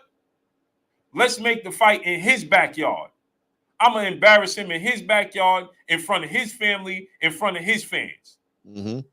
Make the fight in his backyard, because Arturo Gatti was getting ready to try to duck him. He didn't like the location. He didn't like the rules. And Floyd was the A side. Right. Yeah. So he said, let me fight him in his backyard. And he embarrassed Arturo Gatti in his own backyard. Thunder and Lightning was the name of it. Right? So Floyd said, okay, let me fight Oscar De La Hoya. Oscar chose the ring. He chose the location. He chose the date. He chose the weight class. He chose the glove size. And on top of that, Floyd took a 70-30 split in favor of Oscar De La Hoya. 70-30. He was already a 4-division champion. He was already the pound-for-pound best fighter in the world because Roy Jones had lost. And he was already a first ballot Hall of Famer. Multi-time world champion. And he took a 70-30 split in favor of Oscar De La Hoya, who already lost and was on his last leg. But because Oscar De La Hoya still did what, Clay? He represented that crossover fight. Yep. He was the commercial fight. He knew the value of that fight and what it was going to do for his career.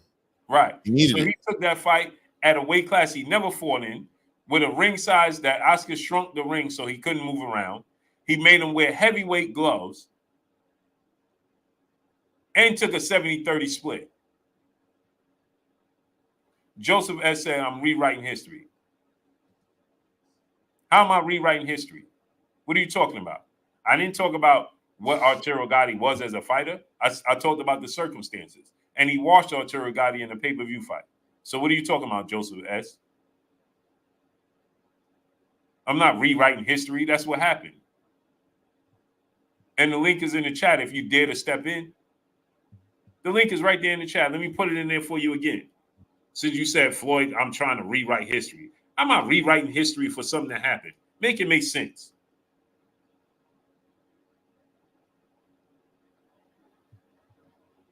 Rewrite history. H-Town, the link is right there. Rewrite history. I'm not rewriting history. Yeah. So you know, Floyd Mayweather, that's the route he took. So to compare him with Tank Davis is doing is not the same thing. You best believe. You imagine, Clay, if Shakur and Devin and these dudes is in Floyd division. Yeah, I couldn't imagine him not fighting him, bro. I couldn't imagine him jumping around like this. I mean, that's just a fact. You can say what you want, but I couldn't imagine it. That would shock me on a big level. That's what I'm saying. That's the whole difference between the eras. That's what I'm saying. I don't understand. I couldn't imagine not fighting him, bro. I couldn't imagine him. Your mic is on. Yeah, you gotta turn your You got us on in the background, bro. Yeah. You got to turn the volume all the way down on your YouTube.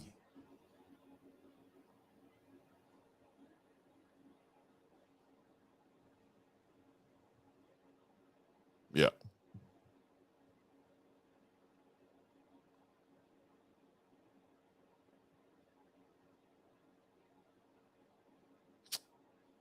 Is it coming back? Or nah. Okay. H-Town, the link is in the chat.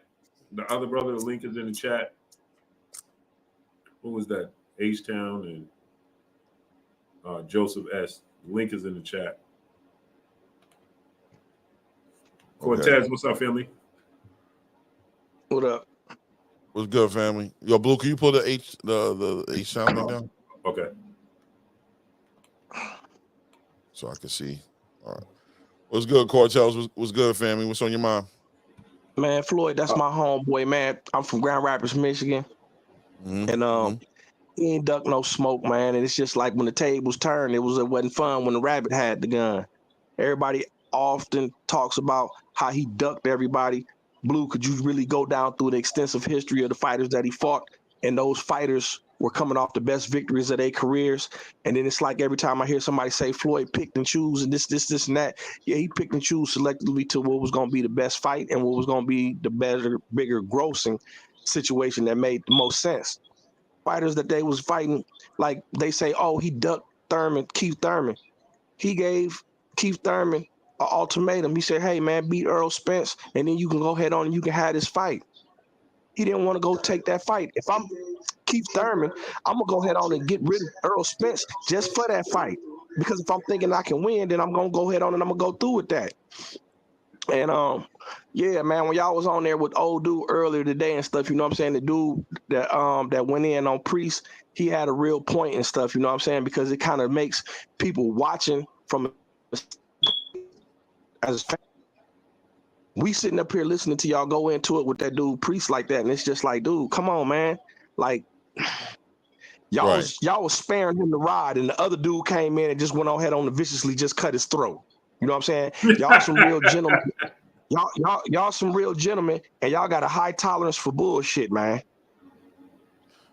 Yeah, man. I mean, I felt where dude was coming from. There was a certain amount of frustration getting built up, where it was just like, man, we already see that what you're doing. You're doing this just to do it. You're not trying to get no understanding. You're not trying to make a point. You're just trying to be indifferent and combative, and it's not getting us anywhere. And people, 250, 300 people inside the chat are actually sitting here trying to build on some boxing, and we can't get to it because we got to keep entertaining this situation, which ain't going no damn where, clearly. And it looks like you're consciously doing it. So it builds that frustration. That's where yoga started like going left and just kind of like you said.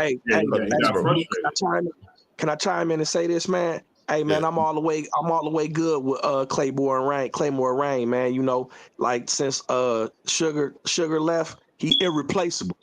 Historian, right. He replaceable. But this dude right here, Claymore Rain, he seemed like, you know, he got a real good, clear vision, understanding of what is going on, and I don't see no bias in what he be talking about. And that's what people be looking at for as content. They try to look at the non-bias of the situation, what is true and what's not true, and he give it to us straight. And I like straight shooters like that, man. Welcome to the squad, Rain. Man, I appreciate that. Cortez means a lot. Thank you, family. All facts. H-Town, what you got, great brother? Say, Blue. Can you hear me? Yes, sir. Hey, I ain't here to argue with you or nothing. I feel like Tank is like Mayweather is picking his fights. Why I say that is, remember when the pound for pound king, Bud Crawford, called him out? Why didn't he want to fight him then when he was boxing? Called who out? Floyd. Terrence called out Floyd? Yes. Terrence didn't call out Floyd. Oh yes, he have, man. You better go back. Go. I don't know where can I pull it up, but I've been watching boxing since a kid, and I know. I know Terrence Crawford and Floyd Mayweather Jr. Yeah, no, I know the situation that you're talking about, but he never gave Terrence Crawford a chance to boxing. Never. Right, but the situation you're talking about was Terrence Crawford was respectfully saying that he can fight and beat Floyd Mayweather. He wasn't calling him out for an actual fight. Right, I'm aware of that. I remember him saying he could do that. I remember him calling him out. If I can, I know exactly what you're talking about. He wasn't. I'm talking about it's on plenty of it's on one of them because he said y'all know who I want. I've been calling him out. Yeah, but he wasn't talking about Floyd though. He was talking about Manny Pacquiao. No. I promise he said that he of course he wanted. He was saying he was willing to fight Floyd, but he wasn't. You got to understand the time space, right? That's why I said. First of all, I ain't mean to interrupt you though, but that's why I was saying he was. Okay, Terrence go ahead. Crawford was 140 pounder. Floyd was fighting at welterweight, right? 135 back then. Yeah, well, the time he's talking about is right around the time he's fighting in Dongo and he was getting ready to move up, right? And people was talking about him and Errol Spence and so on and so forth because Keith Thurman was calling out Floyd and everybody was talking about Errol Spence giving Floyd a black eye. So it was like around that time frame, right? No, I don't never remember nothing about Keith Thurman up in there. It was just I forgot who it was because Keith Thurman was in there because this is how it started because Keith Thurman was his mandatory. And Floyd was like, if I got to fight Keith Thurman got to make it worth my while. So he told Keith Thurman, fight Errol Spence or Sean Porter. Sean Porter and Keith Thurman said, no, we're not doing that. And Kenny said that you ain't going to get the Floyd Mayweather fight, told Sean Porter, right? So Floyd said, if you guys fight each other and win, I'll fight you. Keith Thurman admitted he felt like he was being set up and he didn't take the opportunity, but the history is there. When Floyd tells you that, he follows through. He did it with Canelo. He's done it his entire career, right? He was going to fight Andre Berto. Andre Berto lost to Victor Ortiz, and he fought Victor Ortiz. You got to keep in mind, though, Floyd, we're talking about a 38-year-old Floyd Mayweather, who was at this point, he had one more. He fought Conor McGregor, and he never even fought again. So it was people were saying that, people use this notion that he ducked Keith Thurman. Keith Thurman was his mandatory because of the belt situation. Floyd Mayweather the belts just happened to fall in line with what he was doing. He wasn't chasing belts. It just happened that Pacquiao had the belts. He beat Pacquiao. He had a belt, and the belts just fell in line. But it wasn't, and he didn't. need to vacate the belts. Like, it was pointless. Everybody knew he was going to fight the absolute biggest fight. And if you're a sanctioned body, you're an absolute fool at that point in Floyd Mayweather's career to try to hold him to fight a mandatory. That makes no sense. I'm what I'm talking about. I don't even think Pacquiao was even like named at this time, because I'm gonna go back and find it, because he fought. What you mean he fought Pacquiao? No, you're not listening to what I'm saying, Blue.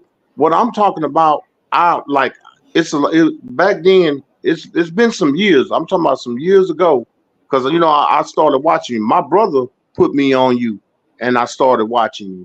And I'm telling you, I'm gonna go find it, and I'm gonna put it in your chat and tell you to go look at it, because he did call out Floyd Mayweather. Okay, but he fought he fought Sugar Shane Mosley. Okay, let's say no. Come on, great brother. H-Town. When Floyd fought Sugar Shane Mosley, you didn't even know who Terrence Crawford was. Right. Come on, man. And what? You know what, Blue? No. I'm gonna get up off here. I'm gonna go find it. I'm gonna go find it. I'm gonna go find it, man. I'm gonna get up off here and I'm gonna go find it myself. H-Town.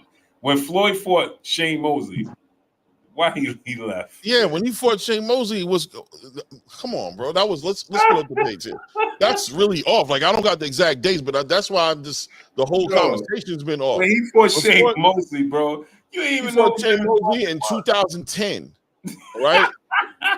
That's 15 years ago. 15 years ago, which means let me pull up Terrence. Terrence Crawford didn't even fight Brettis Prescott yet. Bro, I don't even know if Terrence was professional yet. He didn't even fight Brettis Prescott yet, bro. Well, I just need to make sure that I'm not bugging. Yeah, this boxing space is wild. Yeah, I think they be confusing. They be confusing stuff. But hold on, let's see real quick here. So he was supposed to fight. Go ahead. In 2010, Terrence Crawford was fighting 6-round fights, bro.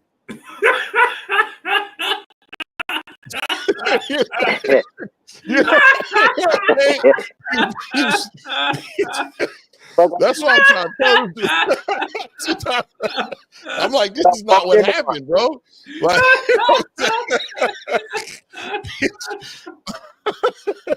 I'm just saying, bro. We a little off here. We just a little off on the timeline.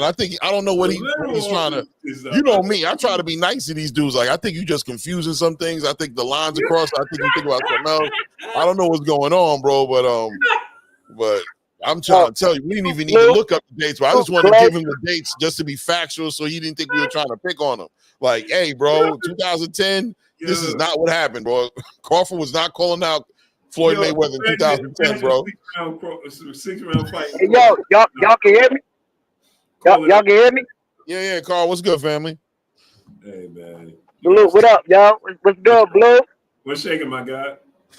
Clay, what's good, bro? I was listening to the show. I was listening to the show, just so y'all know.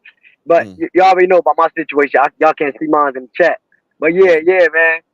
Yeah, I ain't gonna front. Old boy, like he did make it sound bad. And Blue, I gotta give you your credit the way you, man, you had to use these words against him, and I'm over here like, dang, man, I'm like, yo, this dude wording it wrong, like he's saying it wrong. I like, but then again, I'm like, but that's what happened when you go on a platform and you try to stand on something, and then. And he actually saying, yeah, when you asking him like, so we gonna use this, we gonna use that, and then you actually used it, and Blue, you won that battle. I win them all. Yeah, for the most part, I think Blue got a pretty good record on this. I ain't never lost. I mean against me. I mean Blue, like I'm like the only one that been defeating you. You still lost? No, because we come to a common ground. That's what that matter of fact, that's what I'm gonna take. And I'm gonna take that with pride too, because you know I ain't fronting either. We come to an understanding by the time I always leave the show. I never leave the show looking bad.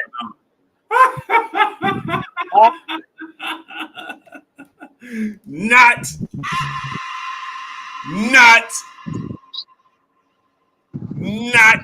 Yeah, y'all love those narratives, bro. Y'all love those narratives. But I challenge you on this, Boxing Pro. What did I lose about? Put it in there. You got that much. Say, what was it I lost about? What was it that happened? What was the topic? What was it? Because hindsight doesn't match up with what you're saying. But forget about hindsight. What was the debate about that I lost? People better start saying that there. Listen, man, that's all it is. Just speak on it. Let's speak on it. What did I lose about? What was it about? I got a funny feeling. Okay, it was about Turkey. Oh, sweet, Boxing Pro. And what was it about Turkey that I was wrong about? Hey, Blue, how you look at the chat? How do I look at the chat while I'm on here like with y'all like this? Like, how do I still look at the live chat? I don't even know, great brother. You know I'm looking for you, Boxing Pro. I'm looking for you. Chat. Spare no expenses. I love it. I love it, right? So let's talk about it. Let's talk about Turkey for a second here. Let's talk about it. Thank you, brother. I appreciate you. You have a good memory. Oh. So I said that Turkey was interested in trying to facilitate a fight between Tank Davis and Devin Haney. And I said that there was an amount of money, according to Eddie Hearn, and according to Bill Haney, that was on the table for Tank Davis to fight Devin Haney. Okay. Then I said he should answer the phone call if Eddie's trying to call him to see how much money is on the table, because Turkey Al-Sheikh has shown a history to spare no expense on the things that he wants. That's what I said. What's wrong with that? Did he not just give away? Did he not just give away a G-Wagon at his last fight? Didn't he just facilitate a fight in Los Angeles and have Eminem perform at the halftime as a halftime show, whatever you want to call it? Didn't he just put on the biggest cards that we've seen, stack the cards out, and spend phenomenal amounts of money? Isn't the biggest complaint about Turkey Al-Sheikh right now is that he's spending a whole bunch of money and not making no profits on what he's doing? That it's actually ridiculous the amount of money he's spending. So if I use the term, Turkey has a history of sparing no expense for what he wants, that has no legitimacy, you think that fried me? You think that right there fried me? That cooked me. Why? Because I left it alone and I saw that the argument was stupid and dumb and weren't going nowhere because the goalpost was getting moved and that the point wasn't proven. It wasn't proven nothing to argue it. Give me something else he fried me on, brother. Don't tell me about that, because that's just foolish. That's just foolish. That's just dumb, Boxing Pro. Don't leave Boxing Pro. Spit on it, bro. What's so dumb about sparing no expenses? It's not true. Boxing Pro, it's not true.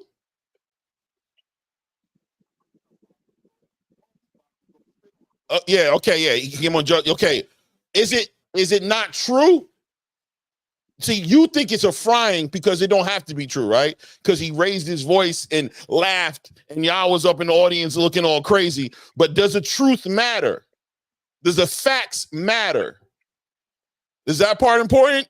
Or are you part of this new generation that you just got entertained at me sitting here like I'm not going to do this with you and him going, ah? Is that what it is? Y'all got to stop, bro. You got to do better. You got to do better, because hindsight says I was far from fried. Hindsight says I was far from fried, because Turkey Al-Sheikh's out here running the whole entire game, got everybody upset right now, right? Including your boy, right? Your boy even mad at the PBC right now. Yeah. I don't think he ain't got PBC mad. I don't think that. No, he ain't got the PBC mad, but he got the PBC fans mad. The PBC fans are mad. The fans of PBC are mad. I get it. They're like, oh, you need to step your game up. You need to step your game up. You out here looking crazy. Got us looking crazy out here. Yeah. I don't see you. So fried, yeah, bro. Fried, maybe, I guess. I don't know. Yeah. Yeah. It is what it is, right? I don't see him no more. I guess he stopped. All right, cool. You know why a lot of people probably mad at Turkey though? Real on some for real. Like, and I think it'll get anybody mad that's in the same business, because I ain't gonna front. This the same thing Al Heyman did, just didn't care about that first batch of money. Like blew through that money, give us the fights that we wanted. And now I ain't gonna say the fight that we wanted, just gave us fights that we could accept. Because ain't none of us asked for a lot of those fights, but they was acceptable fights. And Al Heyman started off like that. And everybody really was like, oh, PBC this, PBC that. Like, Turkey doing the same old thing, to be honest. Exactly. Like, Turkey ain't doing nothing bad.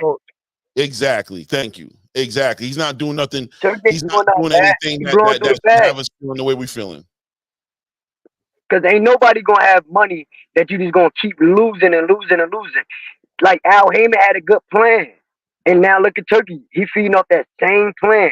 Blow through that first bit of money, but make sure that the product look good when we putting it out there, when we taking these losses. So now our fan base, because look at PBC fans, like, let's be for real. No matter what people say, talk about PBC going out of business and all that, like, no matter what, PBC still standing.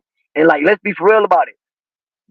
They're about to put on a blockbuster card too.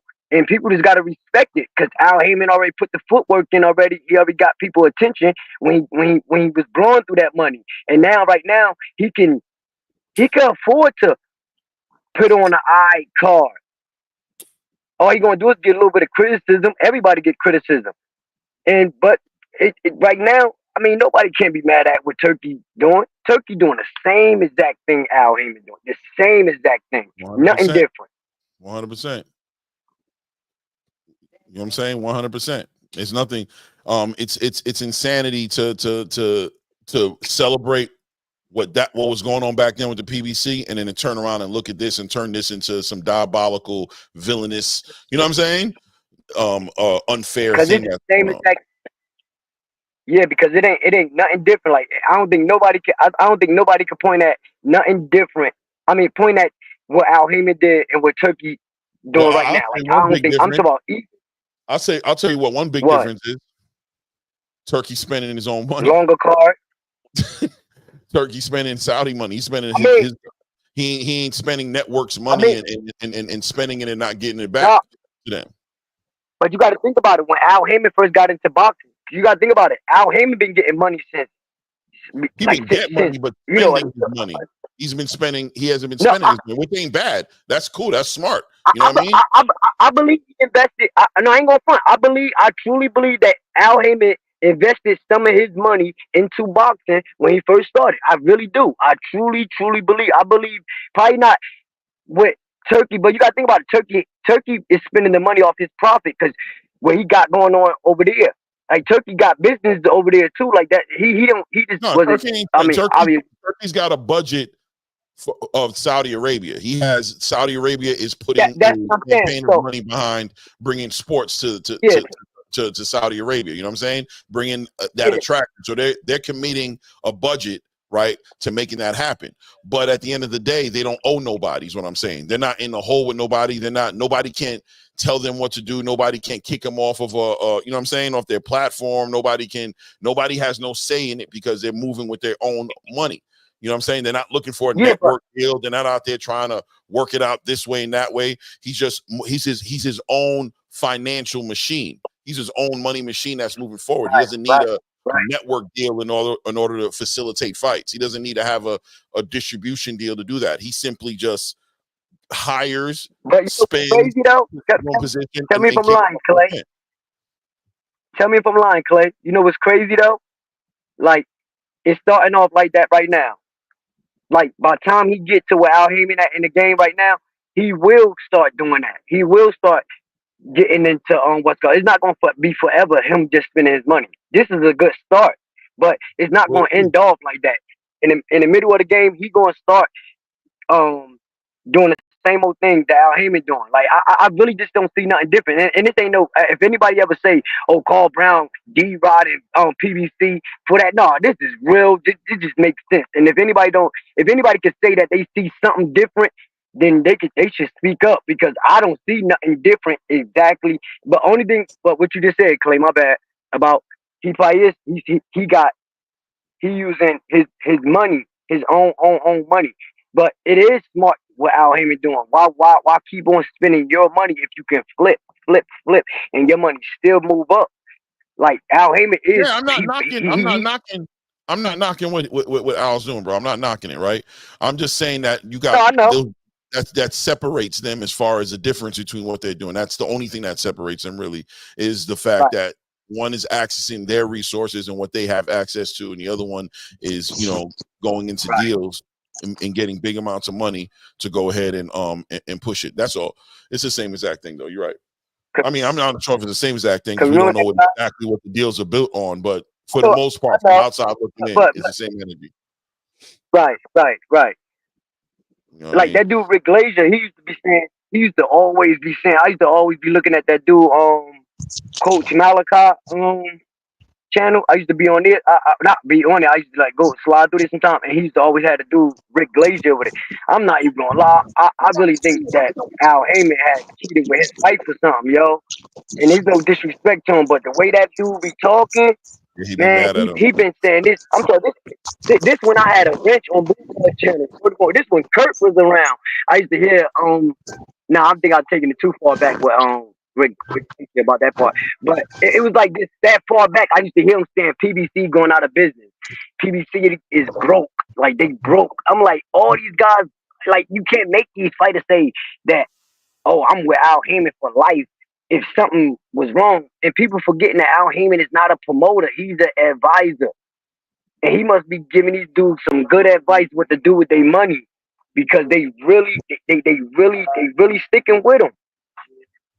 And if anybody can't open up their eyes and say something good coming out of that, then that's something wrong with them. I mean, that's just plain to see that. You got Danny Garcia. Look at Danny Garcia starting his own promoting thing going on right now.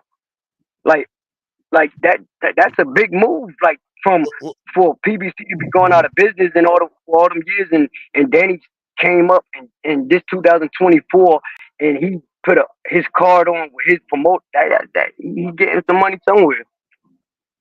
Speaking on the Danny Garcia card, as far as Carmel Moulton is concerned, what is the story with Carmel, Blue or whoever's on the panel who can answer it? As far as I know, he's with Mayweather Promotion, but is he going to eventually link up with a PBC or with a Matchroom or with any of these promotional companies, or is he staying? Like, is Mayweather just going to keep floating him around from platform to platform? What do you guys see happening for Carmel Moulton? You didn't hear what Danny just said? No. Go look at the interview with Danny. Danny was like, I ain't trying to say that he's saying like Carmel Moulton about to be the face of his company, but Carmel Moulton gonna be fighting on his company like quite often. Like he was already talking about bringing Carmel Moulton back already. And if they did at least good numbers for him to make a profit on with Carmel Moulton on there, that's the avenue. That's the avenue that him and Floyd could build on too. Like, because Carmel Moulton could find a home somewhere. It don't have to be permanent, but that's a helping hand. That's one hand wash another right there. Especially if Carmel Moulton keep winning the way he's winning. Play this in Lotto 47. Floyd ain't gonna lose no money out on it. What'd you say? Floyd ain't gonna lose no money out. 47, 47, right? What's up? Did you say something, Cortez, or? Who? No, I get. Oh, okay. My bad. But Blue, if you can hear, I don't think Blue can hear. I don't think he's really tapped in. But I'm interested in seeing what Carmel Moulton is actually. Who's he actually going to get linked up to? Like, exactly where is he going to go? Because he's fighting on Danny Garcia's card. He was fighting on a DAZN fight. Well, really Floyd Mayweather's fight against Gotti. He fought on the undercard of that. It seems like the PBC, because of Tank Davis, is kind of like putting him out, kind of like freezing him out a little bit, where you would think that's the platform that he'd be performing on, but I don't see him on any PBC schedule. So where does he go? How does he get to the next level if he's not under the umbrella of one of these bigger networks to have the fighters for him to fight? Because right now he can fight like the fighters he's fighting, the prospect level fighters, and he can get those fights. But what happens when he wants to get into the title contention? He wants to get in the conversations of fighting with what is he at, 135? So let's say he wanted to fight Andy Cruz or Abdullah Mason, he's not trying to do that. But I'm just saying, as an example, how would he be able to put those fights together if he's not under anybody? I mean, but Clay, look, like this tell me if I'm wrong. Danny. But where's Floyd going? Should I say got that? a bigger name. I think Danny got a bigger name. I think Danny got a bigger name to start drawing some faces over there, at least. Because you don't look. You gotta think about it. Kamel Moulton don't need no big name right now. He needs quality names. And with Kamel Moulton over there, I'm pretty sure Kamel Moulton going to go back at least and tell a couple of boxing friends what that pay was kind of like, what the vibe was kind of like, and some of them going to follow. I don't know why I feel it, because Kamel Moulton is looking for a home, and I like that you asked that question too. That PBC but if Kamel Moulton can drag a couple of people over there, and just not even just for his own sake, just for their opportunities too. You know what I mean? Like, yo, look, man, right now Danny paying such, blah blah blah, and yo, this how I'm looking out. This how I was looking over there. Like, all it takes is a good conversation and some receipts to show a couple of these guys. And if some of these, matter of fact, I ain't even gonna say if a couple of these guys could use that payday. And I don't even know, and you don't even know, Clay, what Danny paying. But we know it's a lot of good boxers right now. They ain't look at T.O. said when he ever got $1 million. I'm just saying, you get what I'm talking about, and that's T.O. So it's a lot of fighters out there that we can say hands down, especially if the vibe and the pay is at least decent enough for them to stay active. Like, yeah, man, yeah, I can see something like that happening, because Danny already talking about bringing Kamel Moulton back, and Floyd ain't got no problem with it. Obviously, you know. Yeah, let's see what happens. I don't know what Reezy came in here saying Tank not a duck. Shakur said they're going to fight. I don't know. I guess is that old or something? Or, I mean, it is what it is. Blue. But that's what we've been saying. That's what we've been saying though. Like Shakur always said that. Like, I got to give you credit for what you said yesterday. Like, who talking about the fight more? Yeah, I mean, like you just call it straight down the middle. Yeah, Shakur calling for the fight.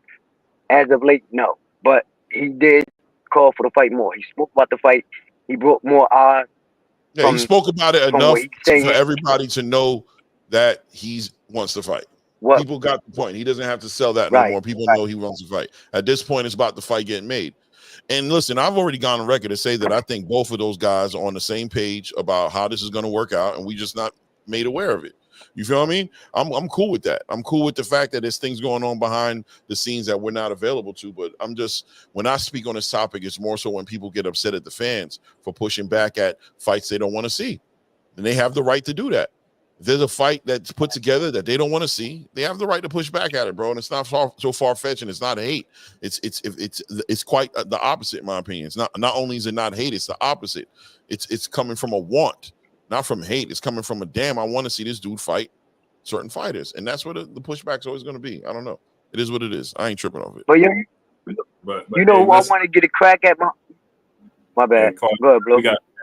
We gotta get out of here, man. I gotta go. We had a loss in the family, so I gotta go handle business.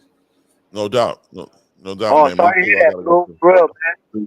Appreciate you, brother. Prayers to you and your family too, yo. Appreciate you, brother. So yeah, let's just get our last words. We're gonna get them on out here. No, salute, man. Appreciate everybody in the building, man. Boxing over everything. You know what I'm saying? Support boxing. And boxing could be better than it is. You know what I'm saying? Never be scared to talk your shit. Definitely. And shout out to everybody who came up on the panel and shared. Shout out to Priest, Maurice, Marco Priest, whatever his name is, Mark Priest. Shout out to my guy Cortez on here. Shout out to Carl Brown. Shout out to Yoga, I can't remember his name. And shout out to everybody in the chat, man. Salute, man.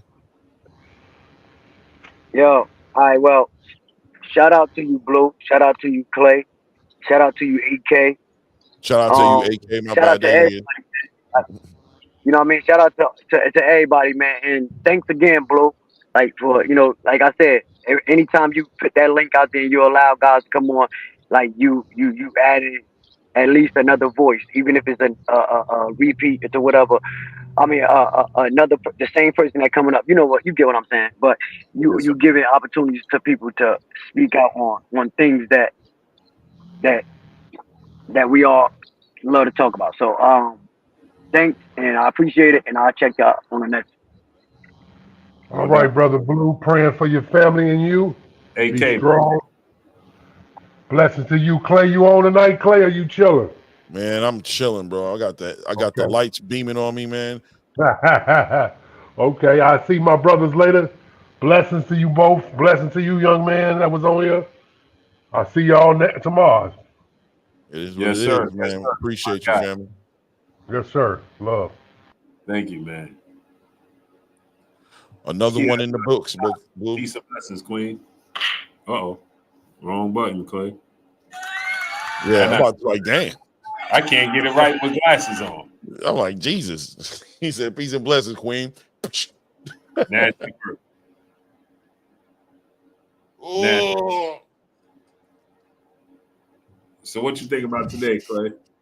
I thought it was interesting, you know what I mean? I think people, you know what I mean, just don't respect. I think that's what it is. It's just the idea of that you don't have to, you can ask for good fights, man. You can ask for great fights, and we don't get them. You can call it out, and you can hold people accountable and not be hating on them. You know what I mean? Like, that's it. I think people have a hard time dealing with that. They think accountability is hating. And it's like, nah, hating is a whole different thing. Accountability is accountability. Hating is like, he ugly, his feet stink, his girl ugly, he can't do nothing, he too short. He you know what I mean? That's hating. Yo, he said he was gonna give us a fight, bro, and he went and give us another fight. That's not hating. Mm-hmm. You know? I mean, it was a decent show. Why do you think more people don't come and challenge us? They do, but I think they plan on doing it, but then I don't know. You know what I'm saying? And I think that at the end of the day, the one thing about this platform that I love about this channel is that the semantics, we're always going to get past it. You know what I'm saying? We're not going to let the semantics go so far. So you controlling the narrative by having a bunch of idiots in the chat supporting you, and you cutting people off and saying stuff that ain't right. You have a habit of just like, no, hold on, let's stay here. Let's stay where we're supposed to be staying at. And they don't like that. They look at that as kind of like you're not letting somebody speak. But, you know, nobody's trying to hear you do the Martin Luther King, whoever you are, coming here to make your point. It's not about you coming here giving I had a dream that one day. No, bro, save that, bro. Relax on that and just spit the facts. You know what I'm saying? If you ain't got no facts, then don't argue. There's no reason to argue it. If you got an opinion, state your opinion. We'll respect your opinion. We can agree to disagree. But when you're trying to like shoot at us and say that we out of pocket, we pushing narratives, or we're saying things that's not true, or we're hating, then obviously we're going to ask you to stand on that and prove that. And it hasn't happened yet. Yeah, it just like, and I feel like this, right? It is better suited when you have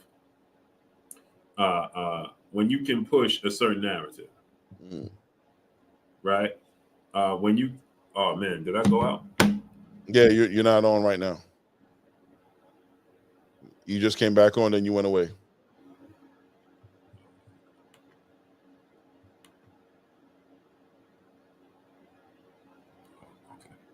Mic check. Yep, you can hear me? Yep. Okay. Yeah, so you know, we just don't allow you to push certain narratives without holding you accountable. You know what I'm saying? You can't do that, man. If you're gonna do that, you gotta be held accountable. You gotta be able to stand on that. You gotta break that down. You know what I mean? 100%. And that's what happens is that people get frustrated with myself and you because we hold you accountable. You got to explain, right? You can't just say anything. You know what I mean? You can't just say, hey, well, you know, this happened, that happened. Okay, well, give me some timelines and give me some substance to it and tell me, well, why didn't he do X, Y, and Z if that's the case? And then people get frustrated because they can't. Bro. You know what I'm saying? It's we got to use logic. We got to use truth. We got to, you know what I mean? We got to have real understanding, real conversation, man. We can't just be out here just saying anything and then running with these narratives, man. And I'm good with like learning. I'm good with, you know what, I didn't think about that. You know, I'm good with all that. I'm here for it. I'm down for it, bro. You know what I'm saying? I'm not gonna die on my hill. You know what I'm saying? But I can't acknowledge, just nonsense. Like you coming here with your feelings, or you coming in here about things that I've seen happen before. It's just like, no, that's not gonna get no respect, bro. I'm gonna blow that out the water. I'm gonna let you know that doesn't stand on no legs. We're not gonna act like certain things that have happened haven't happened, bro. We're not gonna be in the dark for when it comes time to talking about what we're talking about, but being a light when you talk about what you're talking about. You know what I'm saying? All of a sudden, when we bringing up the facts, you don't remember this. You don't recall that. But you're present for so much stuff to the point where you're ready to come up here and debunk what we're saying. But the facts that we bring to the table, you don't remember that. You heard it through third person, fourth person, fifth person. You can't verify. So why are you even up in it? What are you pushing back at then if you can't even debunk what we're saying? Why are you up here trying to debunk it? Oh, bro, you going off feelings. You don't like it. We said we don't like to fight. You don't like it. You say we hating. That's it. Right. And that's it. That's all. You know what I'm saying? We just want to have truth.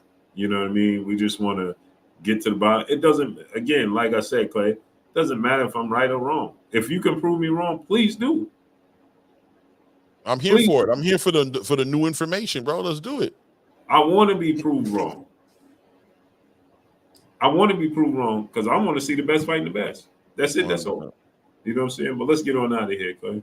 No doubt, family. Yo, y'all subscribe to the channel. If y'all ain't see the link, I'll throw it back in there. And name 5. No live tonight, man. I gotta preserve my eyeballs, man. These lights, they be straining the kids' eyes, boy. It be having me ready to have a migraine the next day. Mine too, man. Yeah, I'll be feeling like right now I'm feeling a little bit. I ain't gonna hold you. You know what I'm saying?